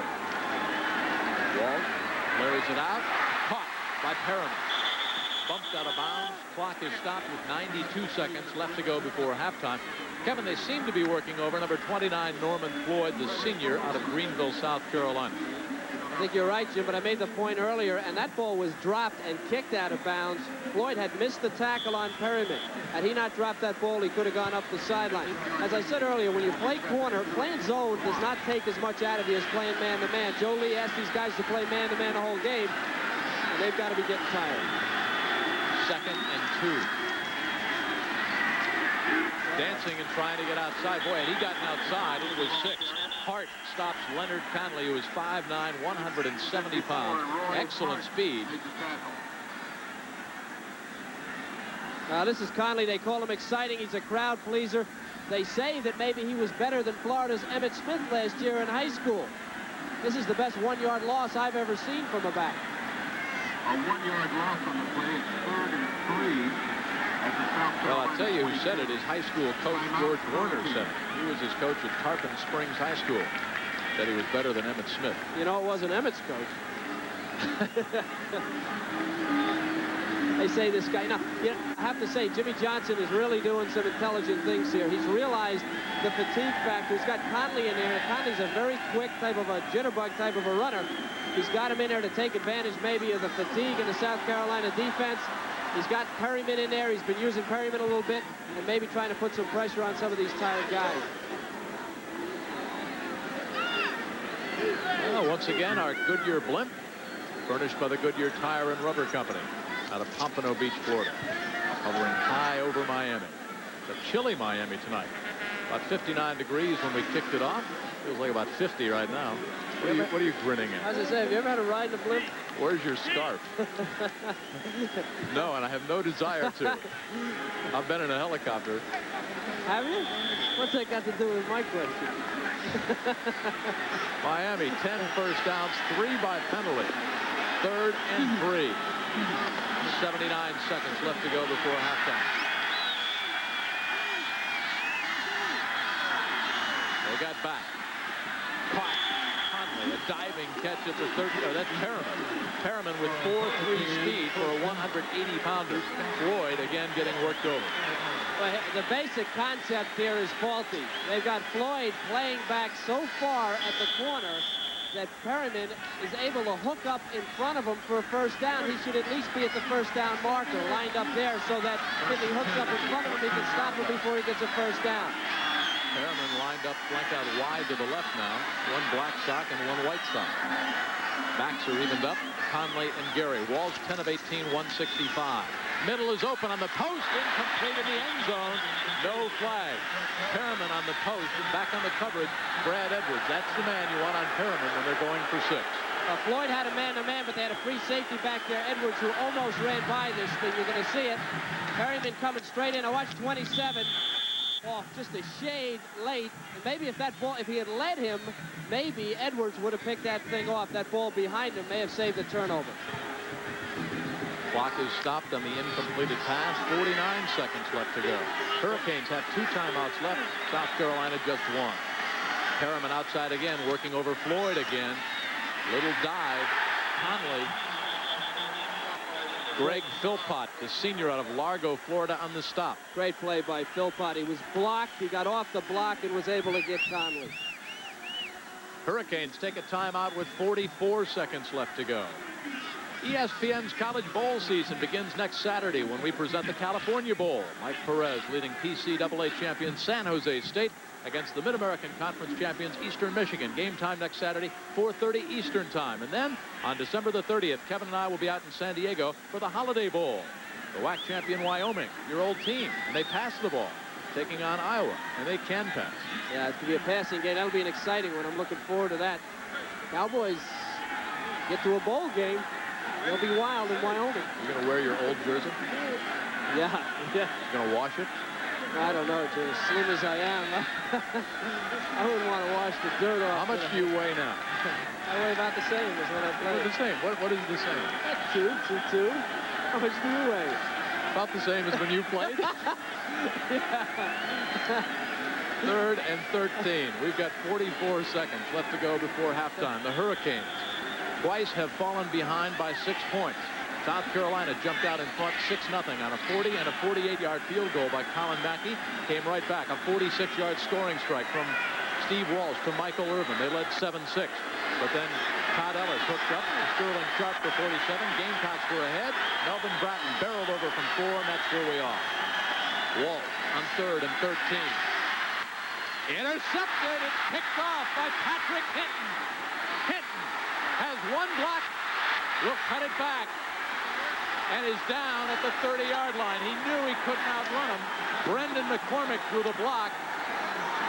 A 54-yard interception return. 30 seconds to go. And the Gamecock defense stiffened and came up with a big interception. Boy, this is the way this thing is supposed to work. You're going to see pressure right up the middle on Walsh, and he makes a terrible decision. Here they come. He floats this thing, and old Hinton just standing there waiting to get it. Now, there's a field goal to think about here, Patrick, but I guess it's kind of unfair to expect a linebacker keep going, pick up that extra 10 yards.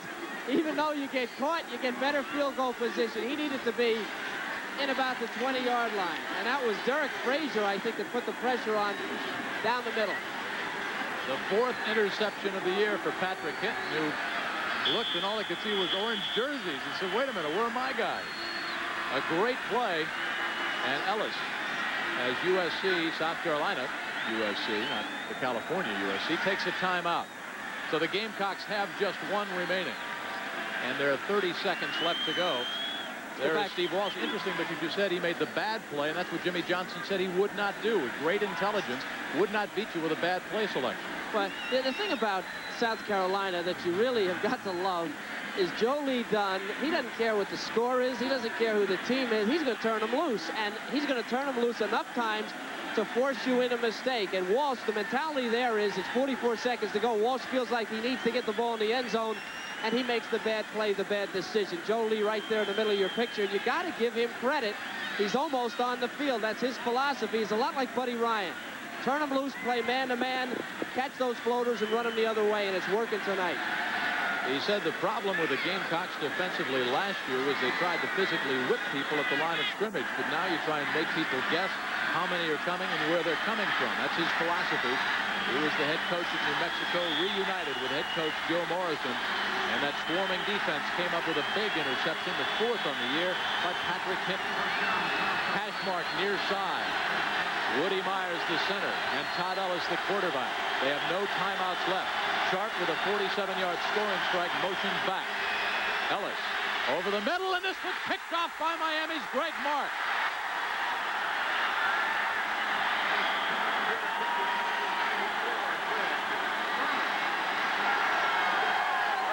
Redshirted in 85 out of Pennsauken, New Jersey.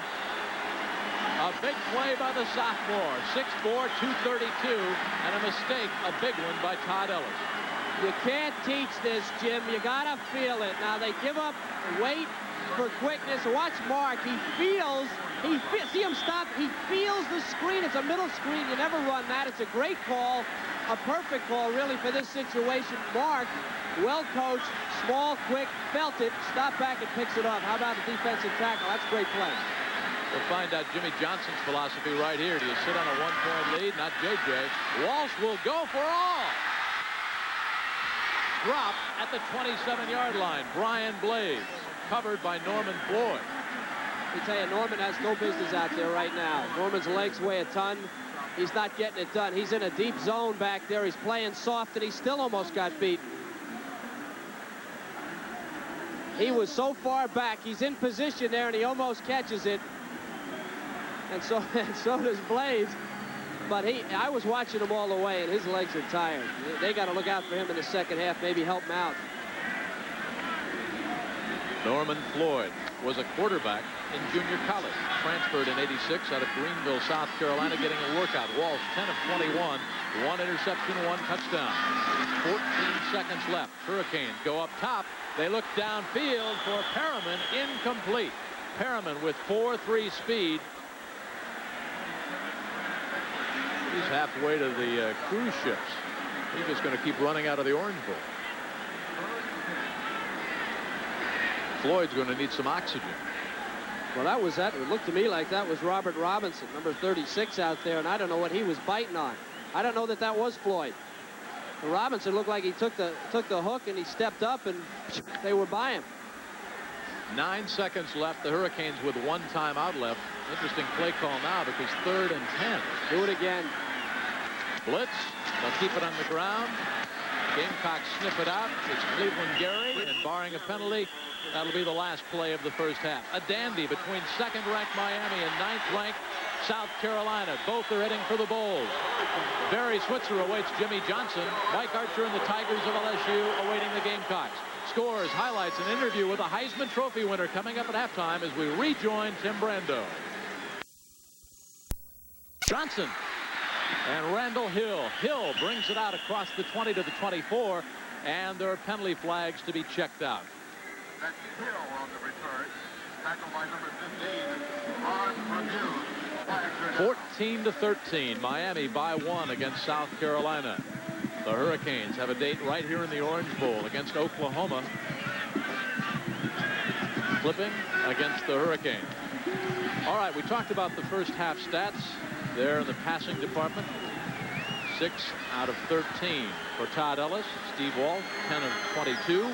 Each with a touchdown toss, a couple of turnovers after no mistakes early on. And the rushing yardage for South Carolina just about double. They'd like to keep the ball away from those speed burners of the Hurricanes. Well, the Miami defense only gives up about 95 yards a game on the ground, and for that matter, the Carolina defense has only been giving up 115 yards in the air, and they've already given up 165 to Miami. Spotted at the 12 of the Hurricanes. Walsh turns around and tells Melvin Bratton to play. Curl out, caught by Brian Blades. And for Blades, that's his first pass reception on the night. Blades came in, a member of that Miami track team, 27 catches, averaging about 18 yards per reception and 14 touchdowns. Robinson back on the coverage. That average per yard per catch is down. In 85 it was 21.8, 21.9 in 86, reflective of the emergence of Irvin.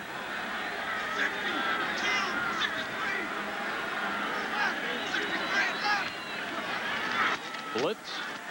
Walsh Reed dumps it off, and it's batted down at the 20 by Derek Little. He is 6'4", 234 out of Athens, Georgia. Grew up just a few blocks from Georgia and Stanford Stadium. A true freshman, number 99. And Carolina, Jim, has come out in his first series, and they're double covering on the side of Norman Floyd. He had help short there, and he was playing deep. And I said at the end of the first half, Floyd was getting very tired. Carolina came out in that situation, and they're helping him out underneath, and that's going to hurt him in their pass run. Hinton, who had the interception just before the first half, is out. Little stays in on 3rd and 2. Gamecock showing the blitz. Walsh running out of time, just got it off with 1 second left. Middle is open, caught at the 24-yard line by Warren Williams, the senior out of Fort Myers, Florida. Matt McKiernan, the junior linebacker out of Daytona Beach, back there in the coverage, but shy of first down yardage. Little chess game going here. You had an audible by Walsh. Carolina loosened up their defense. He was able to throw it underneath to Williams. Carolina is not just coming with abandon now. They're starting to play some defense in terms of changing their defense at the line of scrimmage. Walsh picked it up very well there and was able to throw the short pass for the first down. And picking it up on the spot. It was a first down for Miami. So from the 24, Blades and Perriman slotted out wide to the left. Little cross butt. Goes Bratton out of Miami behind the blocking of Sullivan and Holder, 79 and 64 on that left side. Again, I made a point early in the game about the type of man-to-man when they're in man-to-man that South Carolina plays. Their corners will play about 8 to 10 yards off, and yet they do play man-to-man. And the reason, again, is because Joe Lee Dunn likes his defensive people to be facing the line of scrimmage so he can see if somebody breaks it. That's Mike Irvin. They're taping up his ankle. He's the man with the touchdown catch. Perriman wide left along with Blades on 2nd down and 8. They're all coming. Square out, and it's caught by Perriman. Tries to turn it upfield at the 36-yard line. Another first down for the Hurricanes. What Walsh does so well if he has time. Here's the blitz. Takes the short drop and just throws it out there and lets Perriman run under it. Just in time. Now Perriman knows against the blitz. He reads blitz. He knows he has to break it off. The ball's been thrown. Floyd has no chance, and those legs have to be getting heavy. When you play like that and you're under that kind of pressure on the corner and you have to be there on every play, those legs get tired. Walsh, 13 of 26. 1 interception, 1 touchdown, 190 yards. And off Warren Williams. Maybe 1. 2nd down, 9 coming up.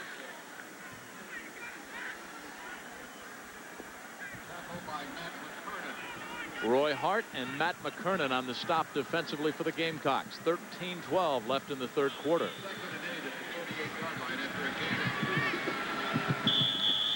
Miami comes into this game. They come into any game with about 80 to 90% of their entire offense usable, and Walsh has that ability, and the coaches allow him to make audibles as any play in their whole repertoire. And you need a good, solid quarterback to do that. Irvin single coverage, but Walsh falls down. They had Mike Irvin wide on the right side, getting single coverage. Rod Holder, the center. As soon as I say good, solid quarterback, of course, Walsh responds by taking the snap and tripping over his own feet and going down. That's just a bad break. What I was saying about Walsh, Jim, when we talked to the coaches, they have 40 to 80 plays that are available. And that's very unusual. There are some teams who come into a game with 6, 7 running plays, a couple of pass plays. Miami's not that way. They're very complex, and Walsh has studied hard. He can use the entire offense in any game. You saw Irvin at the bottom of your screen, a slight ankle sprain. They taped it up, and he's back in. They need 13 over the middle on the post pattern. Perriman again. He'll be about 4 yards shy of first down yardage, and Floyd, after getting a breather in the second half, they come right out and work on number 29 again. Well, Floyd knows they're in a blitz package, and here it comes. Now, Floyd has got to cover him just a little bit closer. Perriman coming out, making the break. Walsh again reading it, and very accurate. He's been accurate most of the night. Floyd there to make the tackle. If he reads it a little quicker, he might be wanting to make an interception. Maybe they want him to lay off and keep him from getting the big play.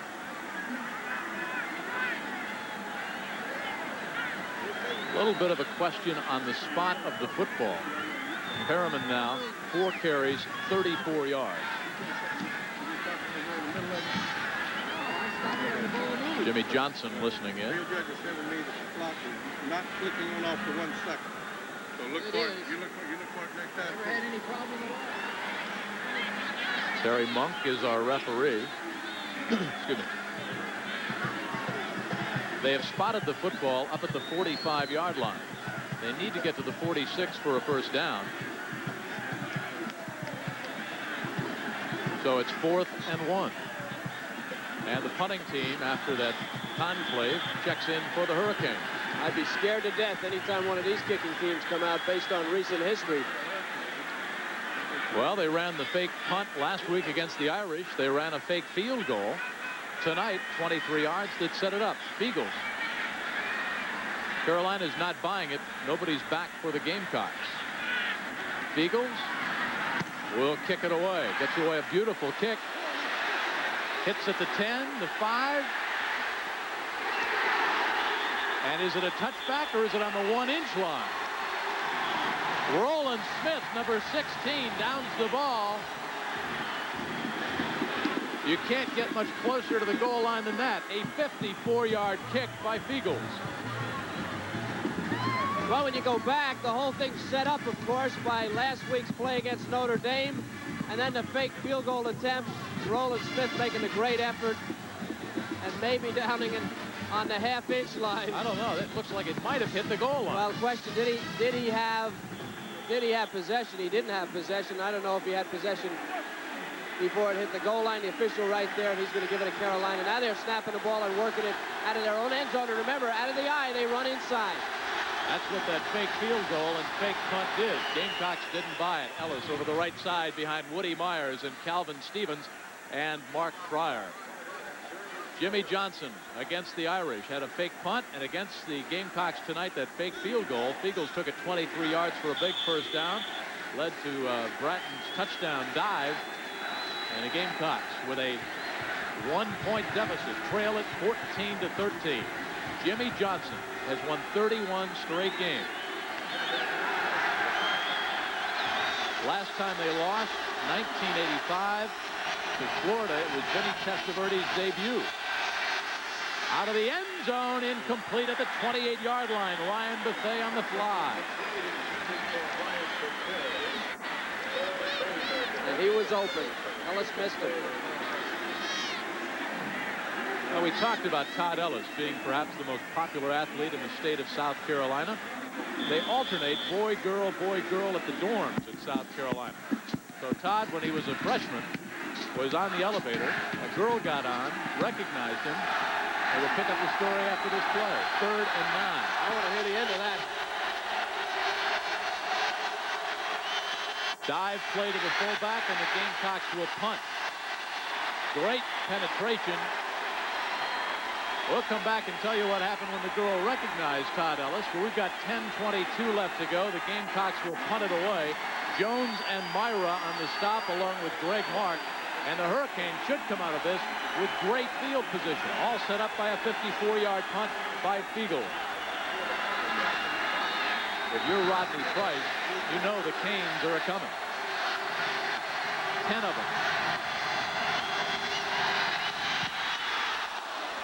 No flag. He got it away. Price on his backside. Picked up at the 48 by Perriman. Outside. Penalty flags down. And out of bounds at the 33. And that's a clip, and a bad clip on Miami. It's going to cost them 15 yards. A 42-yard kick, a 16-yard return. Mr. Monk, our referee, how about in the end zone on Price? Was he going for the Academy Award, or was he roughed up a little bit? Well, if he was going for it, he didn't get it. 9:48 left to go. Joe Lee Dunn at the lower right-hand side of the screen, defensive coordinator for Joe Morrison. Former head coach out of New Mexico of the Lobos, reunited with Coach Joe Morrison. They're friends as well as head coach and assistant. They play golf, socialize together, do a little hunting. Joe's a big stock car fan. 9:48 to go. We'll take time out and come back with the Hurricanes leading the Gamecocks 14-13. Presentation of CFA football is brought to you by BMW, the ultimate driving machine. To arrange a thorough test drive, simply phone your nearest BMW dealer. Joe Morrison, in his 5th year as the head coach of the Gamecocks, graduated from Cincinnati in 1959. All-Pro with the New York Giants for 14 seasons, played 8 different positions. Steve Walsh has just one position, and he's enjoying his best field position of the night. He starts from his own 44. He'll go up top. Over the middle on the post. This could be 6 for Brian Blade.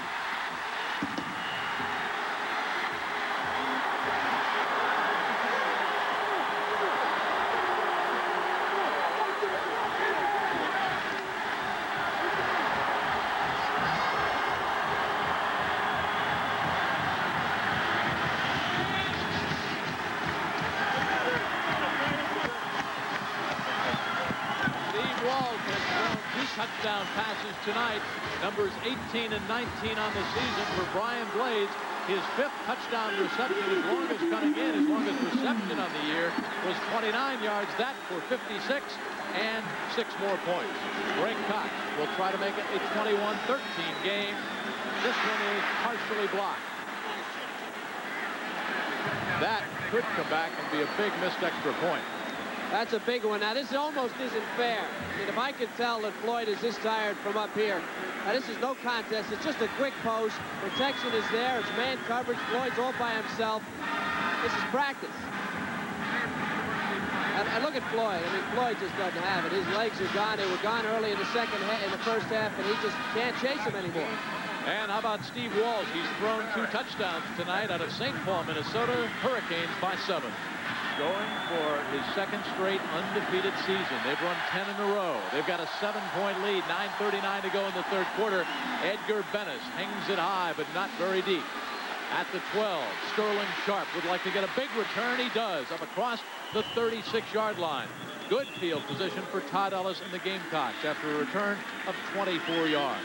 A huge upset at Vanderbilt. Top-ranked North Carolina, and Dean Smith upset by a bucket. Is it basketball season already? It is, and I think we've got about 145 games on ESPN. Oh, it's early then. And that's just before New Year's. Yeah, that's right. Next week.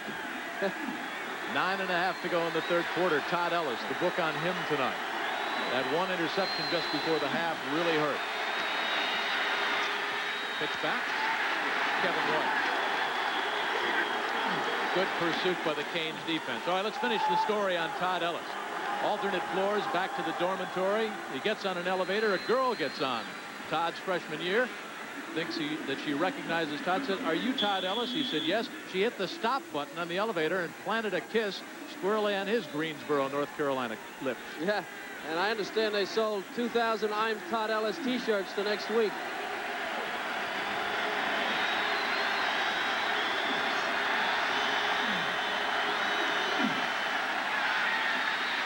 Over the middle, incomplete. Looking for Danny Smith, who has yet to touch the football. There is Todd Ellis. It wasn't the only time he's been kissed. He was out on a date. It was his first date with a young lady down at Columbia. They were out at the Capitol Restaurant, an all-night eatery there. Have you researched this? Yep. And the date was giving Todd a tough time about all his publicity. And Todd said, well, you just try and downplay it. It's not a big deal. Then a 25 or a 26-year-old walked up to Todd and said, are you Todd Ellis? Yes. Right in front of his first date. She gave him a kiss. 5 defensive backs. Selwyn Brown checks in for the Hurricanes. Sterling Sharp motions to the near side. Ellis needs 10. Looks for Sterling Sharp. Dropped at the 30-yard line. Colbert Bain might have got a hand on it.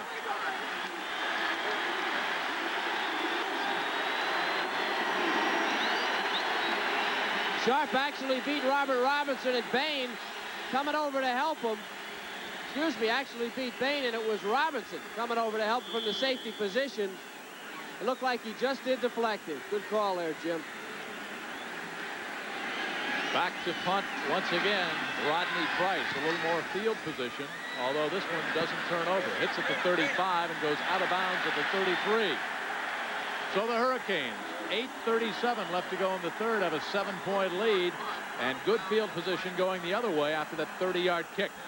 Tomorrow, 11:30 Eastern Time, NFL Game Day previews of all the games in the NFL with Chris Berman, Pete Axelm, and Tom Jackson. Then they come right back at 7 o'clock Eastern Time, a 1-hour review of all the highlights, all the action. And then Mike Patrick, Roy Firestone, and from Hill Street Blues and Cornell University, Ed Marinero, the 9-2 Bears, the 7-4 Vikings.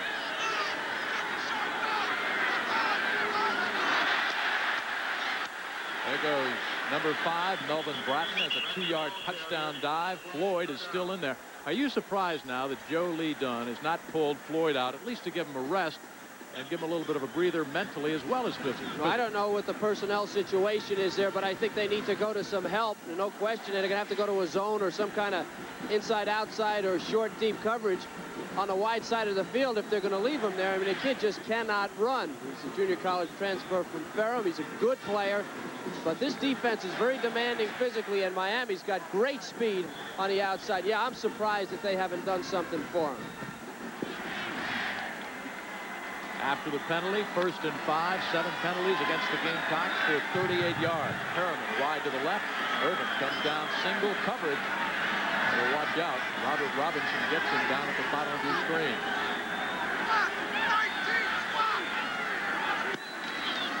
Hit back. Bratton.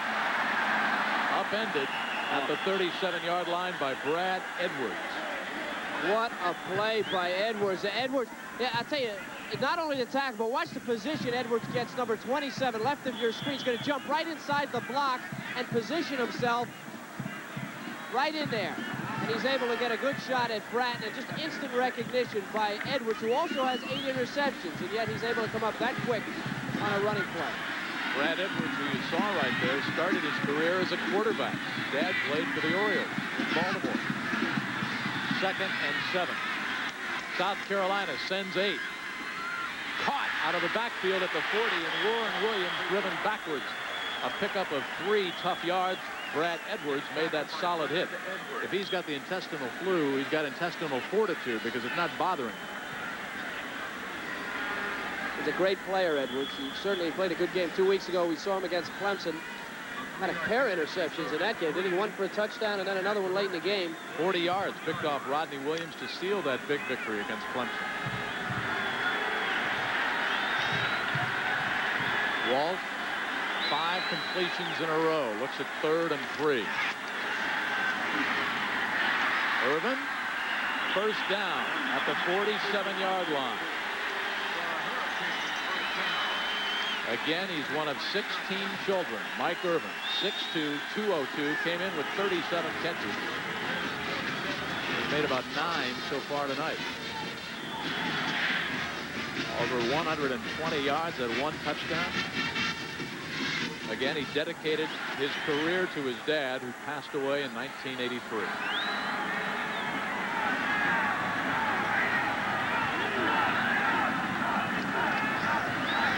Bratton.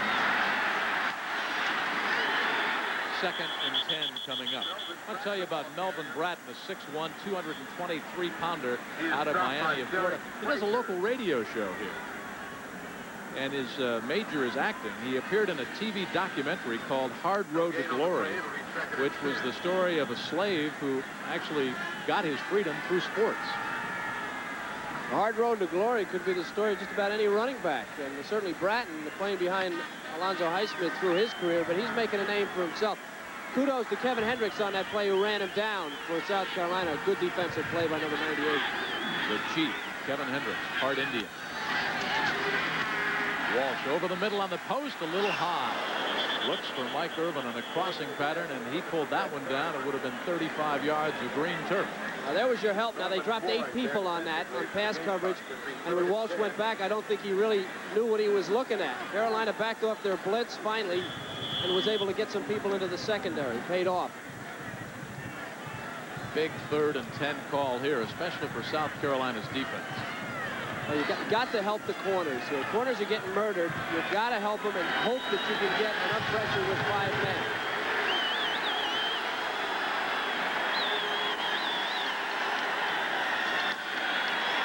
Underneath, Perriman, but shy of first down yardage. Little release pattern, and Norman Floyd on the tackle. Helped out by Scott Windsor. And here they go again. Now, see, they're going to drop into coverage again. Windsor, watch him drop. See Windsor, number 20, and they're getting help up underneath.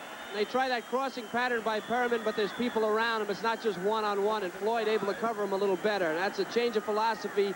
It helped him out. Helped out South Carolina.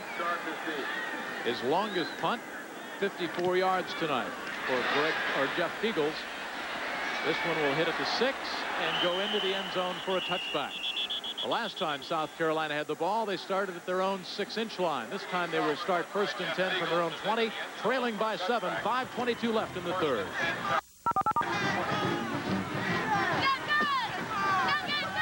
Center scores and highlights, especially of that big upset, Vanderbilt over North Carolina in college basketball.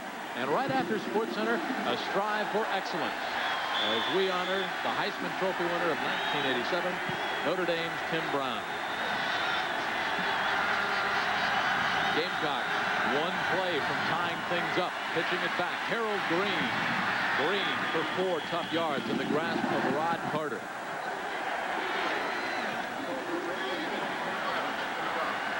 I believe that's just the 9th play of the 3rd quarter for South Carolina. One of the problems they were having defensively is they were on the field. The offense really needs to establish something here in this drive, keep their defense off the field.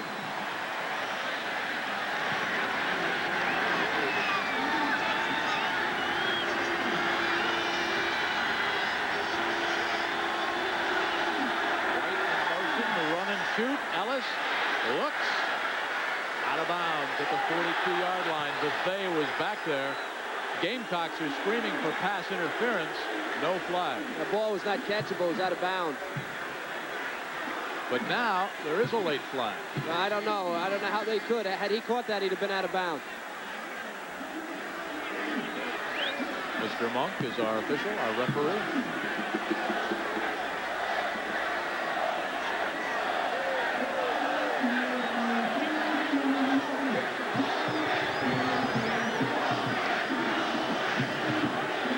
They will mark off the yardage against the Hurricanes, and that moves the ball up to the 41-yard line.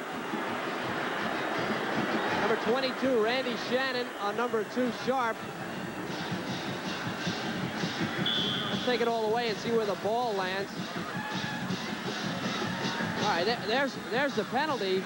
But that ball was, there's no way that ball was to Sharp. The ball was thrown, and there's the flag. It was thrown out of bounds. Call made against 22, Randy Shannon. Sharp in motion again. Delay to Harold Green. Cuts it back. Upended at midfield. Almost a first down. Benny Blades on the stop. The Blades brothers. Again, when you have a team that's so aggressive and third and long for this team, they just turn it loose on the line. And what they do, watch the line for South Carolina, just push him aside. Here's the pass rush technique. They've got Mark, and they literally push him inside. See 94 getting pushed inside, and then here comes Mr. Green doing a job. It was Benny Blades. And there, remember Benny and the Jets? We used to dance with him. Who did? That was Paul Shivers who made that block for South Carolina. Good play. Short yard, almost a free play. They'll pitch it back. Green. That's a first down for South Carolina. Belted backwards is Harold at the 45-yard line by Rod Carter, a junior from Fort Lauderdale. How the Gamecocks of South Carolina done in the second half? 3 plays, 4 yards and a punt. 3 plays, no yards and a punt. 5 plays, 35 yards. This is a kind of a drive. You have to come away with some points. Give the defense a rest, work on the clock. You're down by 7. Keith Bing, the junior out of Allen, or Aiken, South Carolina, checks in. Number 26.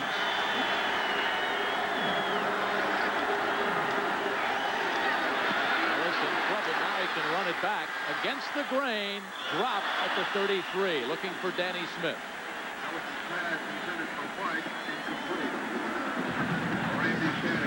What a great job by Woody Myers, the center, covering up for Ellis.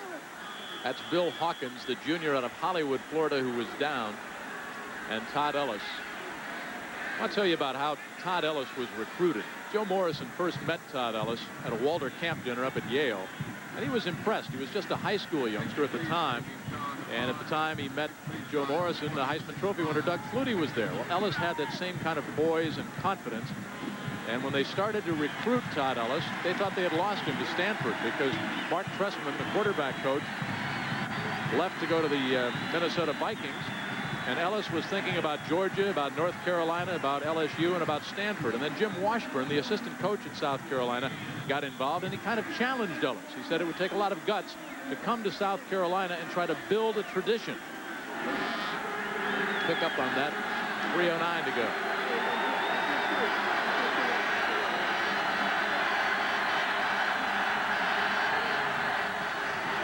Sterling sharp in motion as Ellis backpedals, fires over the middle too high.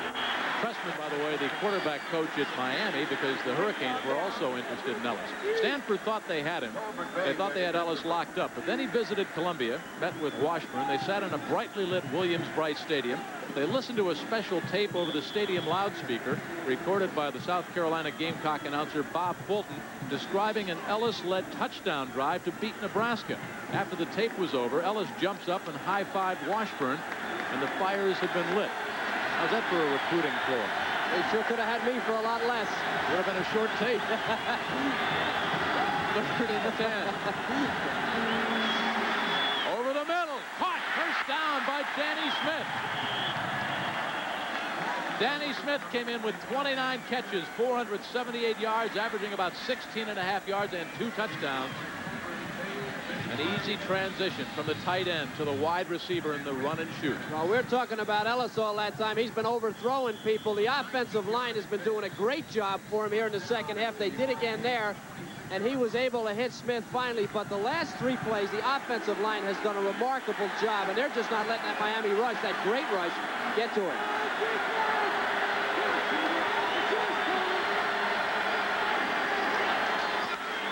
Bing bangs his way back to the line of scrimmage. Greg Mark has him there. No yardage, but that play really serves notice. The Miami cannot just play the pass. You better sit just a little bit because we'll be coming right back at you. That's a good call, even though they lose a little bit of yardage. Bing checks out. Harold Green goes back in. Time left in the 3rd quarter. Hawkins did leave the game. He was injured. Replaced by Ernest Parrish for the 97.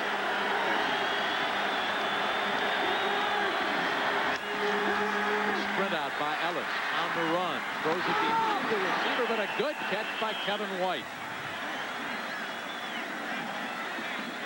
Bubba McDowell, the junior out of Merritt Island, Florida, on the stop. White, who also came to South Carolina as a quarterback. It's a tough play for a receiver to have to stop, turn his back, and catch the ball at his knees like that. He knew he was going to get hit. Kevin hung in there and made the catch. Hopefully, as Ellis gets older, he'll throw those balls out there a little further and lead him. Danny Smith sprints out wide to the left. White moves into the slot. Todd Ellis takes a timeout with 65 seconds left to go in the third quarter. The Hurricanes of Miami on top by 7 over the Gamecocks of South Carolina. Provided by the Goodyear Tire and Rubber Company in this blimp based out of Pompano Beach, Florida. The pilot is Drew Marshall. 65 seconds left to go in the third quarter. All of the fourth, but he's been as advertised. A dandy from the Orange Bowl. Number 2 against number 9. Both with bowl bids. The Hurricanes and the Gamecocks. South Carolina on a drive. They need 5. Ellis looks over the middle and a comebacker to Sterling Sharp. Dives down at the 13-yard line in the grasp of Tolbert Bain. And Sterling Sharp with a big first down. Sterling Sharp out of the slot. Very tough to cover a guy. Now watch him. He's going to pull up and come across the middle, and Ellis is right there to throw it to him. Bain makes the tackle, but a very tough pattern to cover. Fryer, Mark Fryer, number 78. Daniel Stubbs haven't called his number too much tonight. That's a very quick release by Ellis. Short drop, short patterns. Stubbs nowhere to go. Motion by White. Draw play. Harold Green inside the 10, down to the 7. Good blocking on the left side by 72, David Poinsett. By 71, Paul Shivers. And by the center, Woody Myers, number 57. The Gamecocks tricking him again with a little draw play. You see that pass action, and wham, here comes Green, who finds the hole a lot better than Bing. This is a very tough area of the field for South Carolina. They have trouble getting in the end zone through the air from this close in. The defense gets packed in, and Ellis just is not quick enough to get the ball off and find a hole.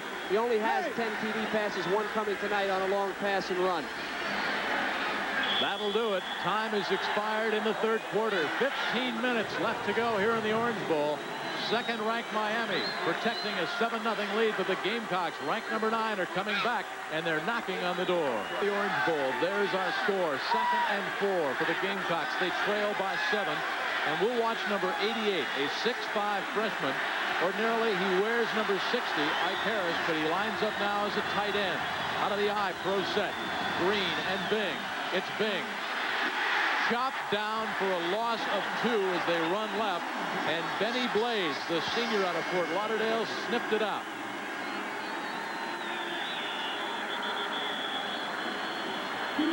That is Ernest Parrish, number 97 out of Miami of Florida, who was in replacing the injured Bill Hawkins. So the Hurricanes are hurting at the right defensive end.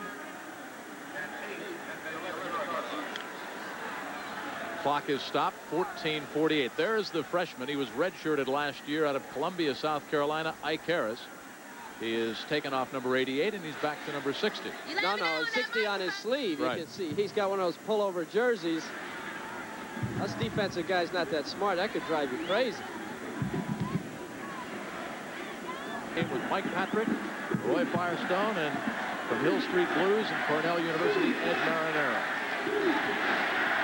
We had the Heisman today to Tim Brown. Ed Marinero got quite a few votes. Came in second in the ballot.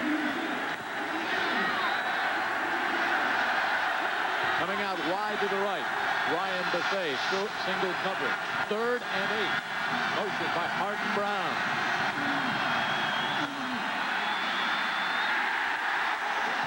Rod Carter didn't buy it.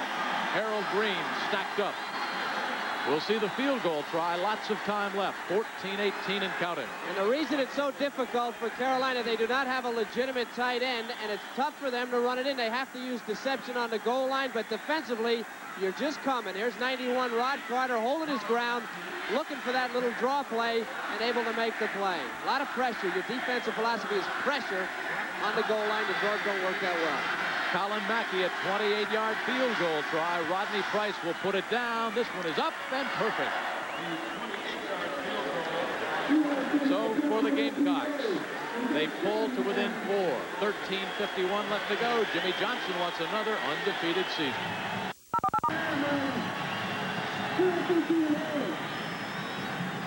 Florida, inside the Orange Bowl, where Eric Markle out of Russellville, Arkansas, will kick it deep to Randall Hill or Alex Johnson. High, end-over-end kick. Randall Hill at the 3, dribbles the ball, scoops it back up, and he's off to the left side, and he's down inside the 10 at the 9-yard line. He's knocked down by number 47. Storyline Miami. Steve Walsh, 2 touchdown passes. A good night. Todd Ellis, 1 touchdown pass so far. A crucial first-half interception just before the intermission. Mike Irvin, 7 receptions, 121 yards. That 1 touchdown for 46 yards. And Miami with a fake field goal, setting up the go-ahead touchdown. They lead by 4. The kicking game, the fake field goal and the 3 field goals by South Carolina, the difference in the game. And the 1 missed extra point by the Hurricanes. Right.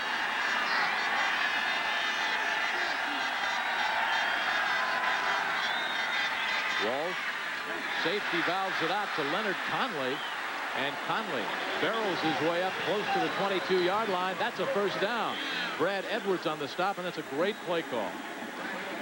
Now look out for Conley. He's the guy with the great speed and the moves. And South Carolina, by the way, has now scored the most points they have ever scored against the University of Miami with 16. The previous high was 14. Walsh out of St. Paul, Minnesota. He was a National Honor Society member, a 3.7 grade average in high school. He's a finance major here at Miami. Little dive behind Holder, and Proven goes Cleveland Gary. Derek Little also helped out. We talked about Steve Walsh. He scored a 1200 on the SAT. Smart, intelligent. He's our student of the game, a finance major, 3-point average here at Miami University. Steve Walsh. I understand all quarterbacks from now on have to be finance majors at the University of Miami so they can count their signing bonuses when they go into the NFL. Well, Bernie Kosar. There's a couple of them. Vinny Testaverde. Kelly, how could you forget that one? He can run. And he can dive to the 33-yard line. That's close to another Hurricane first down. Matt McKernan on the stop. You rush the passer, you have to stay in your lane. Sometimes when you get a little bit tired, you get caught inside. Here you got a double team on the outside, and now Walsh for the second time tonight. Another key play, turning it upfield and picking up good yardage. And that's why I was watching the corners, and they did turn their back on the play. Jimmy Johnson started his coaching career at the ripe old age of 25, an assistant under Johnny Majors at Iowa State, then under Chuck Fairbanks at Oklahoma, and under Frank Boyles at Arkansas. And he goes to Pittsburgh as an assistant coach under Johnny Majors, and in 1979 the head coach at Oklahoma State, where his team lost to the Gamecocks 23-16. The game played at Columbia. He's 1-1 against South Carolina because in '84 as the head coach of the Hurricanes, Miami beat South Carolina 34-14. Gary and Conley even up as the backs on 1st and 10.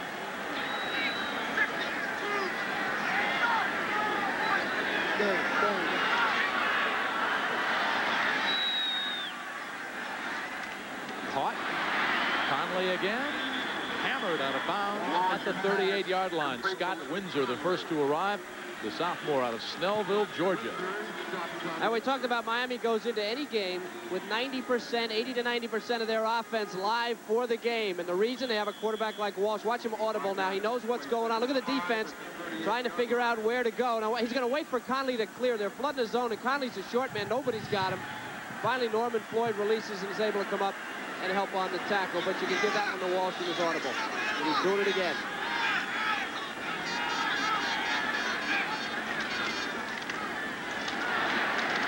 Up near the 40-yard line for 2 tough yards goes Conley in the grasp of Roy Hart. Conley, a true freshman, excellent speed. His senior year in high school, over 1,840 yards, 12 touchdowns. That offensive line of the Hurricanes now doing a good job. They're working on the clock. 11:09 left in the ballgame. And every first down, Jolie Dunn, you see him right there. He knows his defense is tired. He knows they don't need to be on the field. It's a big third down in short yardage. They need to get off the field.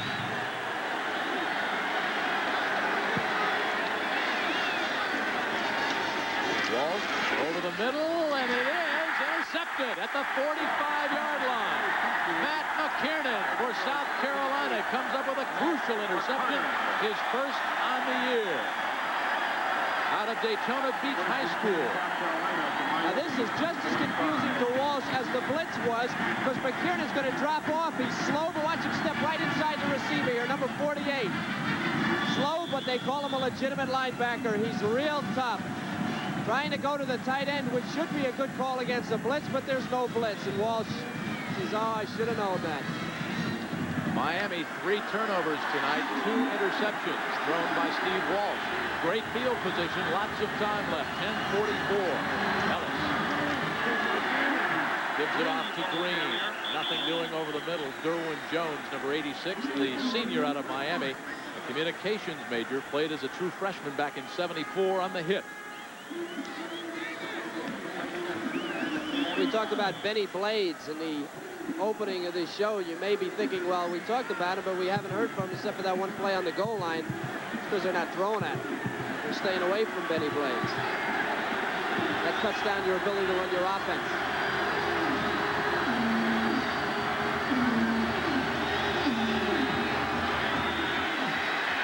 On the fly, looking for Buffet, incomplete at the 5. Tolbert Bain back there on the coverage. Good position by Bain, but I want you to watch what Bethea does. He does something very smart. He's about 6'3", 208 pounds. Watch him use his size and his weight and just push Bain out of the way and almost come up with that ball and knock him to the ground. Now, he realized he had the advantage. He slowed down and then went real hard at Bain to try to create space to catch it and almost made the play. Ellis, 9 of 22, 1 touchdown, 1 interception, 119 yards. He needs 10. Harold Green. Down, loose football. Miami's got it at the 42.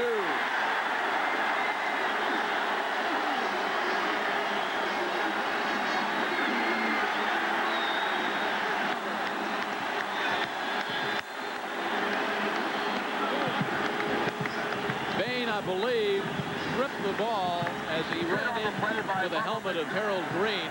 And watch Daniel Stubbs, 96. Well, there's some question. They're huddling about this, whether it was a fumble or not. The pass is complete to Green. He's going to try and work for extra yardage. Well, definitely a fumble, no question about it. But there's a big huddle at the middle of the field as Bain comes up with the ball. Now, we can see that it's a fumble, but the officials, of course, don't have that advantage. It was right in front of the Hurricane bench. Jimmy Johnson just broke his own personal best at the vertical jump.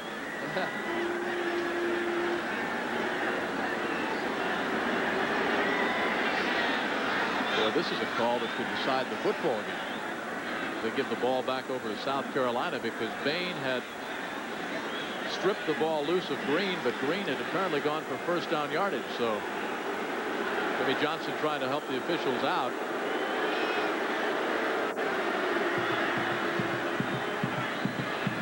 Now, you'll get the other officials involved. Terry Monk, the referee, James Mahan, the field judge, Mike Looney, the umpire, Tommy Rose, the line judge, Gail Porter, the side judge, Jim Campbell, the back judge, Paul Jones.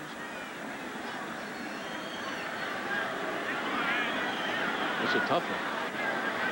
Well, according to our replay, it's not, but there seems to be some confusion. I don't know whether it's about the fumble or where the ball was placed or what. Well, they've spotted the ball at the 40. If they give it to the Gamecocks, Green had the first down. Well, I think they would have to move it back. If they say it's not a fumble, they'd have to move it back to where Green was and not where the ball was recovered. Jimmy Johnson's about to turn the shade of the Hurricane uniform. Well, the fumble occurred right in front of him.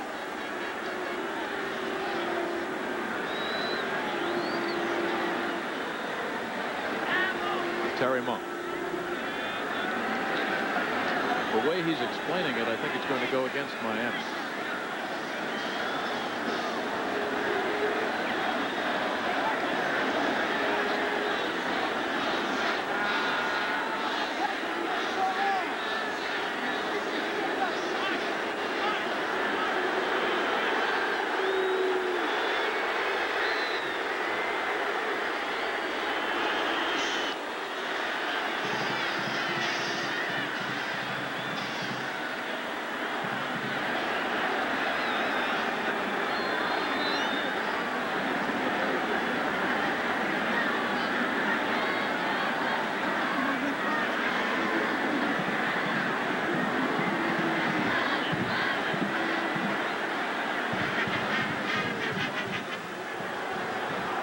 Well, we don't know what this is all about. I don't know whether to check it up here.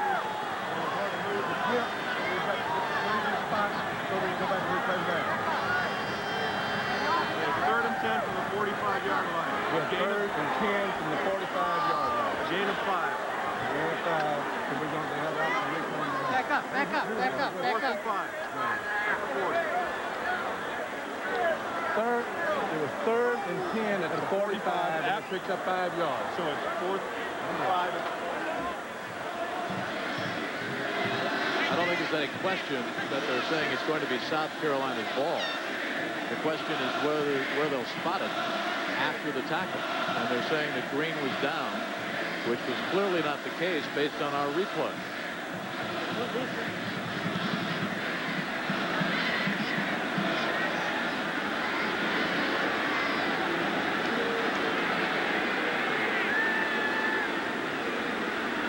Well, the only thing that can happen to Joe is either something very good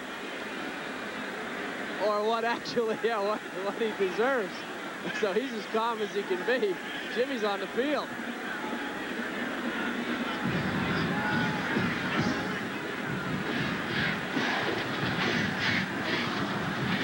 .9:51 left to go. It was an apparent fumble that the Hurricanes recovered right in front of the Miami bench, right in front of head coach Jimmy Johnson. It would give the Hurricanes the ball at the 41-yard line. Here's referee Terry Monk, who is not yet ready to tell the Orange Bowl crowd what his call will be. He's trying to get Jimmy Johnson to calm down, and that may be his toughest battle of the night. But consider the implications here. Consider the implications to Miami, Syracuse, Florida State, Nebraska, and to that man, Jimmy Johnson. This ball is in Miami territory. We have an inadvertent whistle during the fumble. It was third and 10, so we will replay the down. It's third down. Oh.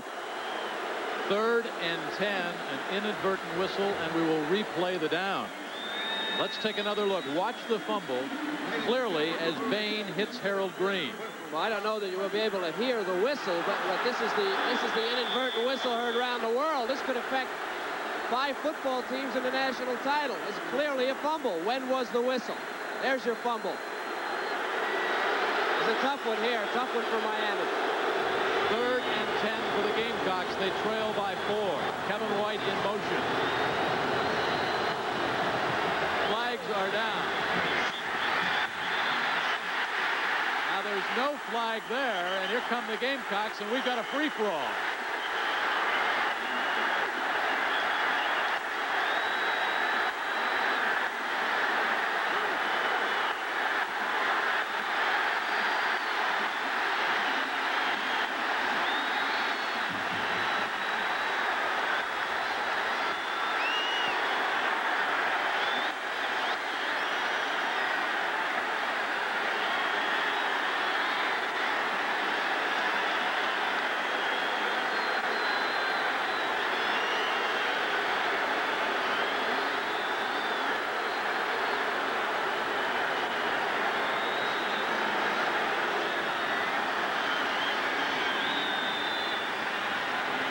Well, a great football game has deteriorated on that crucial call.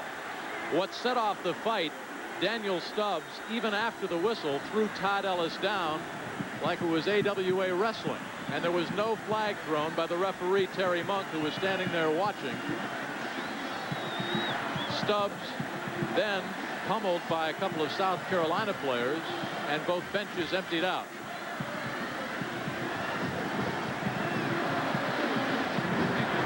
Let's see if we can hear the inadvertent whistle on the play before this snap, the one that has Jimmy Johnson so irate, on the play that should have been a Miami recovered fumble.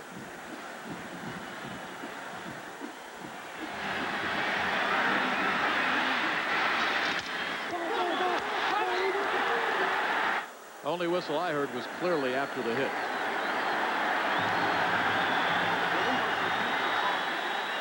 We have a dead ball, personal foul against the offense, a dead ball, personal foul against the defense. It's still third down. Where was the offside? Well, there's no way on that anyway. That should have been a penalty on Daniel Stubbs, and what they did was they called personal fouls for the fight. But this certainly would not enhance Miami's image, an image really that they had overcome pretty much this year.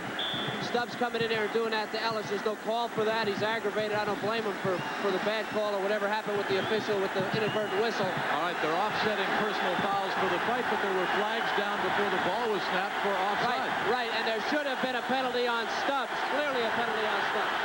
3rd and 15. Ellis over the middle. It's picked off at the 39 by Myra. George Myra for the Hurricanes at midfield.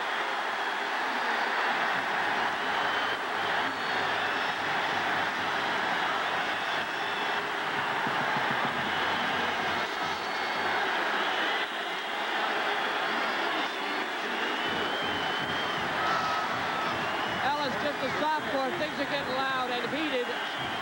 And this is a terrible pass. Myra sitting in coverage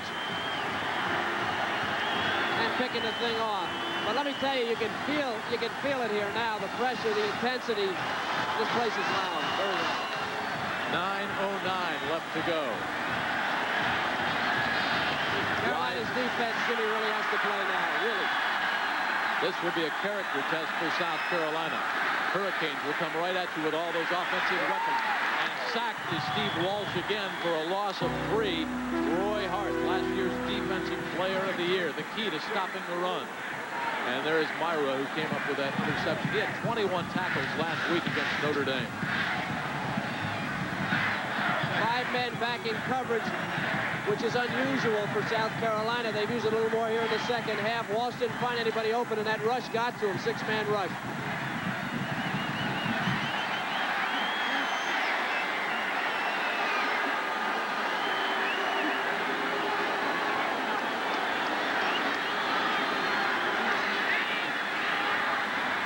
Open over the middle, dropped, incomplete at the 47-yard line. Warren Williams.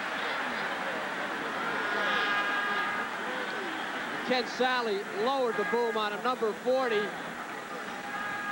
Gamecocks playing tough now. Now this pass is in a bad place. Dropped anyway. Watch, is that Sally, number 40? 48. Matt McKiernan, the linebacker, with a picture tackle, head right in the chest. 3rd and long. Look out for screen and draw, or maybe Irvin. Now they're double teaming over here with Floyd. The last 2 plays, they're dropping off, and that'll leave a back out of the backfield or a tight end. Walsh 10 of 14 this quarter, needs 13 right now. They dump it off. It's caught out of the backfield. Melvin Bratton. Bratton falls to the 45. He'll be 5 yards shy of the first down. Brad Edwards made a big tackle right there. So the punt team checks in for the Hurricanes. 8:08 and counting left to go in the ball game. And Miami, ranked number 2, winners of 10 in a row this year. 31 straight wins going back to September of 1985. 31 wins overall. Hurricanes are not buying the punt. They've got everybody up.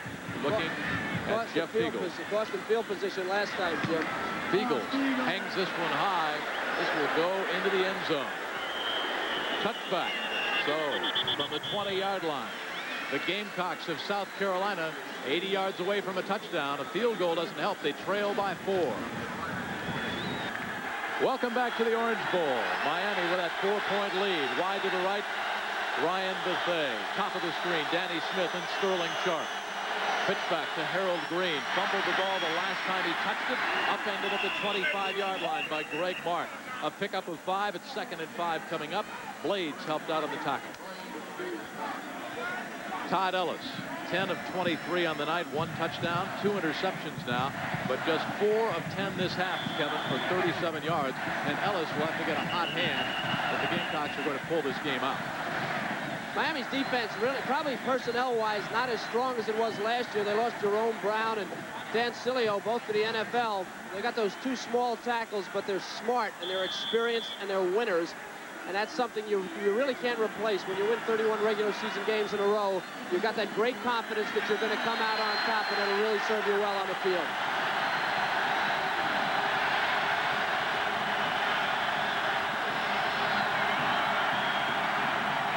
Green again, or Bing. It's Bing with trap blocking over the center. up to the 35 and a big South Carolina first down. And Myra, who bench presses 450 yards, bench press Mr. Bing. A guy like Daniel Stubbs, he's a guy that just fires off and he comes. And see, he takes the outside route and then he's just pinned out. He's nowhere in the play. And that's what you can turn against Miami. If they just come hard, just push him aside. You got that guy like Green who can pick his spots. Green again. Around that left side, clock will stop as he goes out of bounds at the 39-yard line. Myra belted him out of bounds. 6:33 left to go in the game, and over 100 yards now for Harold Green on 28 carries. The run and shoot, you run first and you shoot second, and they've certainly done that with Harold Green, who needs 158 yards rushing to be the fourth Gamecock to rush for 1,000 yards in a season. Miami just averages defensively, giving up just over 96, so he's beating that average by himself.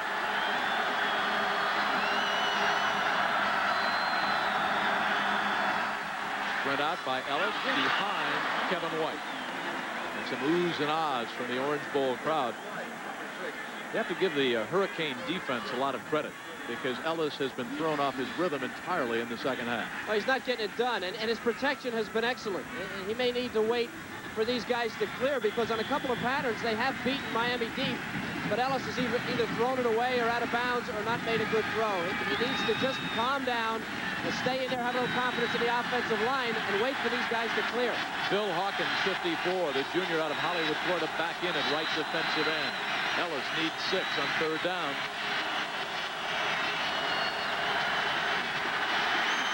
Sacked from behind by Daniel Stubbs. They call him Stubby K.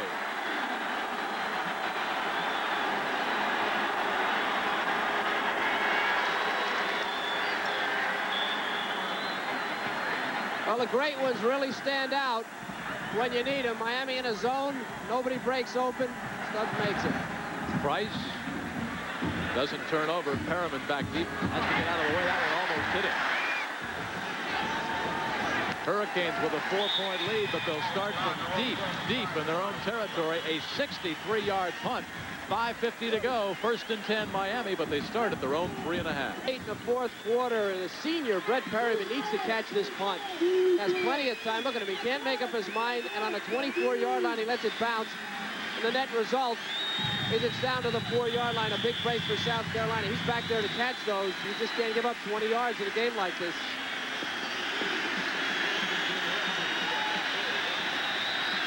Spotted just outside the 3. Walsh with 2 interceptions on the night. Back there in be careful country. The Gamecocks are coming. Bratton. Look out. Almost a face mask. Scott Windsor. Number 20, the first Gamecock to arrive. And a late flag, a real late flag, and I don't know what that call is. Bratton, he's got to be either piling on or a face mask, and I don't know how he could make that call with Bratton keeping his legs driving, unless it's a face mask. He was still on his feet.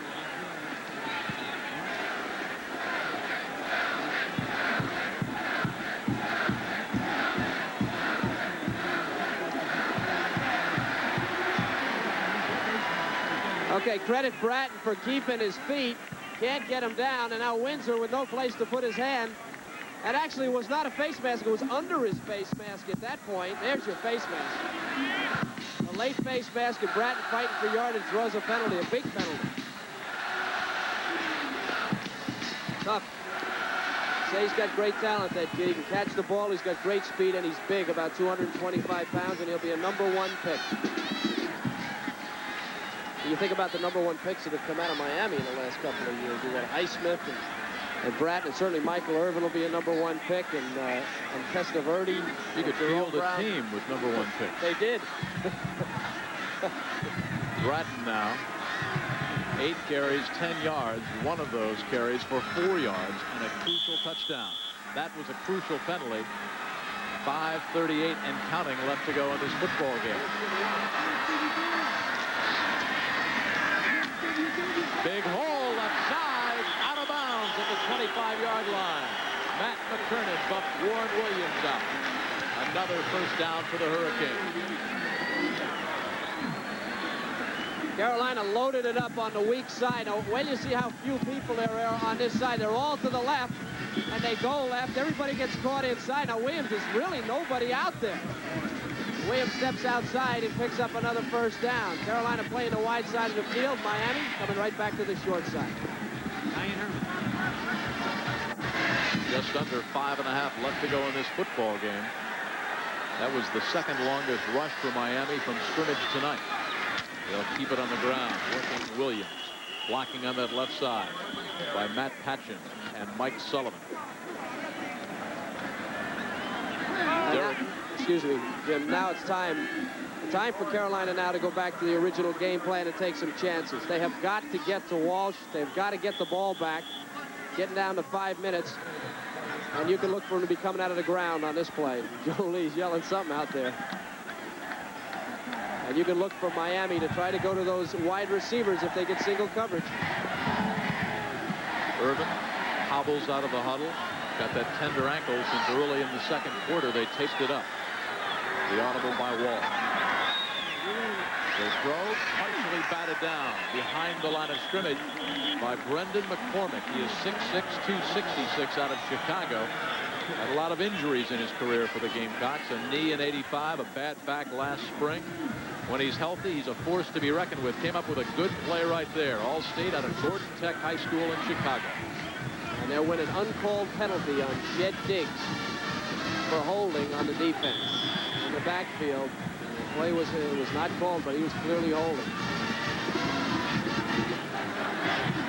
3rd and 7. Could be the Gamecocks' last chance. Miami 8 of 15 on 3rd down conversion. A career high night for Steve Walsh. But he needs 7 to keep the drive and keep the football. Wide open in the backfield. Warren Williams first down at the 44.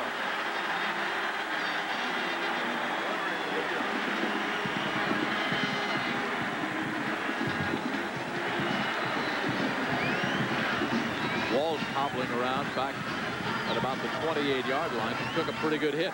Now you credit the offensive line. They do a nice job. 42 is Jed Diggs, and he takes the outside drop. He's on his man, but then Williams hooks up right where he left. The inside back, McKiernan never gets there. Good read by Walsh. That's pro offense for you. Staying inbounds, keeping the clock winding down, goes Warren Williams. Shed Diggs on the stop. Diggs, number 42, had a terrible first game this year. Joe Lee Dunn showed him the films. He was embarrassed by the 3rd game he had arrived. There's our time left. South Carolina has to force some kind of a turnover, and at the very least, give Miami only a field goal, make it a 7-point margin. That's a tough choice now, Jim. They've been burned, coming hard. They made some good plays in coverage, but when they give up those zone routes, Walsh is too good for them on the zone. Here they come. Warren Williams, the workhorse, cracks it up back to the line of scrimmage. Scott Windsor on the stop once again.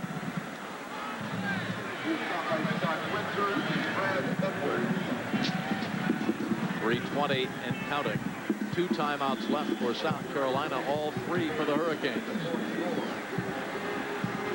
10-0 Miami coming in. 31 straight victories for Jimmy Johnson in Miami. And for Joe Morrison and his Gamecocks, a 9-2 record if they win this game.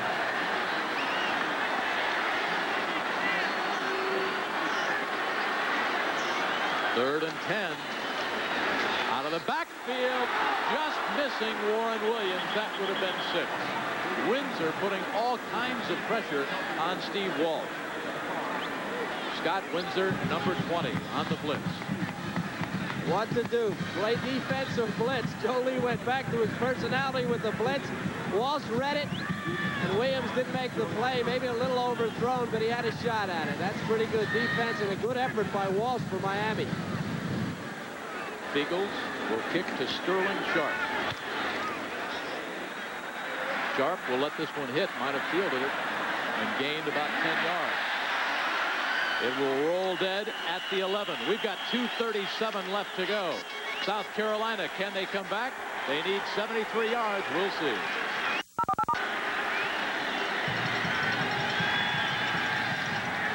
1:37 left to go. Todd Ellis, the super sophomore, at the controls for South Carolina. Harold Green, tailback. Motion by Kevin White. Ellis fires. He's got Buffet. First down at the 30. Buffet fights up to the 34. Hangs out of the football, and Myra hangs on to Elvin Buffet. A pickup of 22. First and 10, South Carolina. Well, I'll tell you, this is where you earn greatness. If you want to be considered a great quarterback, a guy like Todd Ellis, he'll never be considered great until he leads them back in a game like this, and this is a test. 2-minute drill here for Ellis.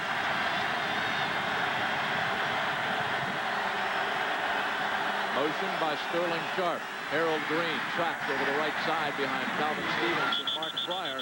Hammered backwards, but not before he fought his way for 2 tough yards. Jimmy Jones, the first orange jersey to arrive. Well, you talk about leading him on a great drive. Maybe Todd Ellis is thinking about that tape. Not Nebraska, but it's Miami, and it's before a national television audience. It'd be a great game to pull out. I think when you go to college to play, this is all you could hope for is a game like this. What it's all about. You go to college for games like this. Green, 29 carries, 108 yards. Blitz. Ellis dumps it off. His arm was in motion. It's an incompleted pass. Greg Mark got there. 6'4", 232 out of Pensacola, New Jersey. And Mark has made some big plays. They really haven't exploited him on the running game, but he's really done it on the passing game. Remember the interception on the screen play late in the second quarter? And here he's using that speed and agility on the backside on Todd Ellis. Third down.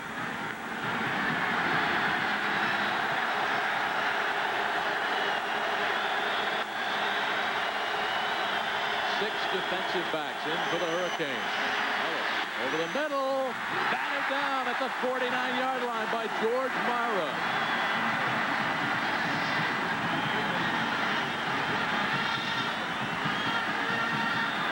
The rule for a linebacker is when you play in the zone in the middle, you get deep, keep it in front of you. If you don't see anything in front of you, see there's nobody in front of him, keep dropping, George, and you'll drop right in front of a receiver. He never turned his head, but he was right in front of Sharp where he should be, and that's great coaching and great learning over the years by Myra. 4th and 6. This is the ball game for South Carolina. They don't get the first down, they're out. Ellis puts it up, a floater out of bounds. Looking for Danny Smith. That one had no chance. Jimmy Johnson and his Hurricanes. A minute 24 away from an 11-0 record and a date with the Sooners of Oklahoma here in the Orange Bowl.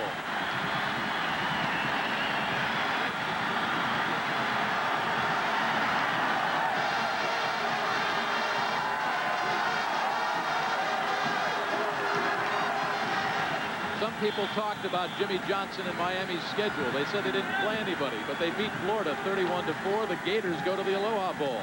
They beat Arkansas 51-7. The Razorbacks are going to the Liberty Bowl. They beat Florida State, and the Seminoles go to the Fiesta Bowl. They beat Notre Dame last week 24-0. The Irish go to the Cotton, and South Carolina headed to the Gator Bowl against LSU. They'll keep it on the ground.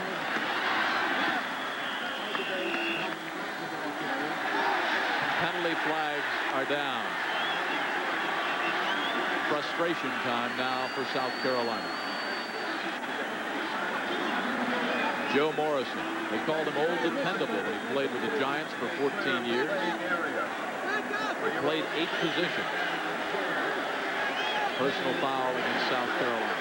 That's against Brendan McCormick, pushing Matt Patchen in the back and really not doing a very good job of it. He kind of just shoved him lightly, cost his team 15 yards.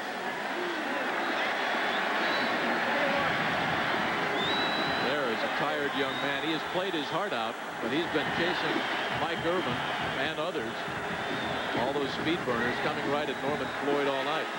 Well, important to point out that Miami only has 20 points, and for most of the early part of the game, Norman Floyd was left out there all by himself. Tough place to be. South Carolina would like to regroup. They've used up another timeout. They've got 1 left, and they've got 73 seconds to go.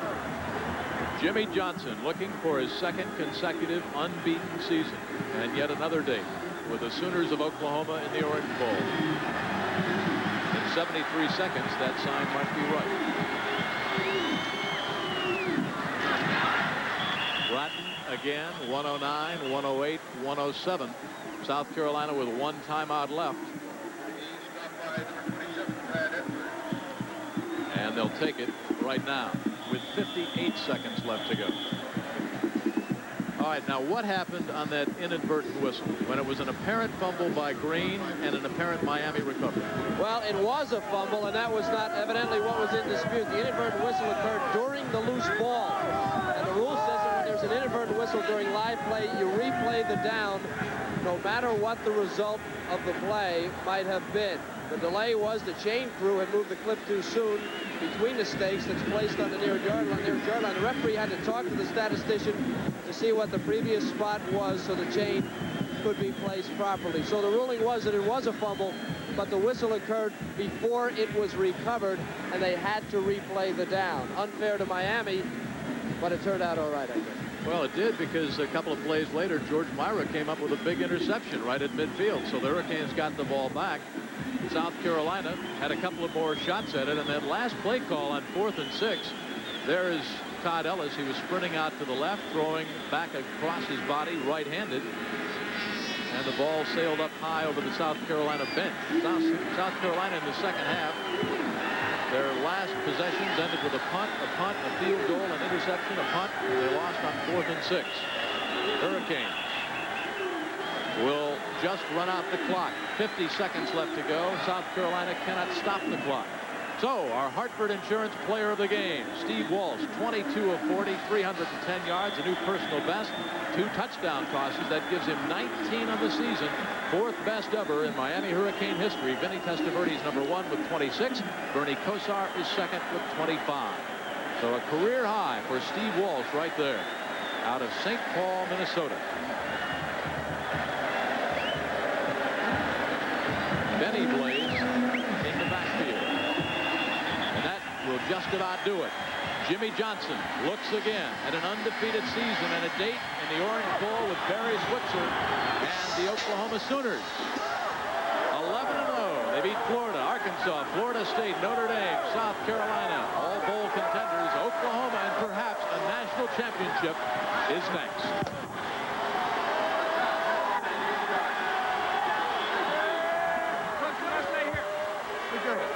And across the way, the congratulations continue. The handshake.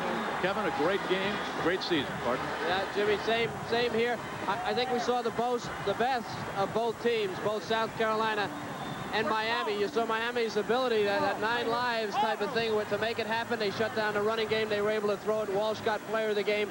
South Carolina played their game. Maybe their ineffectiveness against the great Miami defense cost them the game towards the end. But a tremendous ball game and a great one to do. So for South Carolina, they come up 4 points shy. They'll go to the Gator Bowl and take on Mike Archer's LSU Tigers. The Orange Bowl is next, and the Sooners for Jimmy Johnson. For Kevin Kiley, I'm Jim Kelly. Good night, everybody.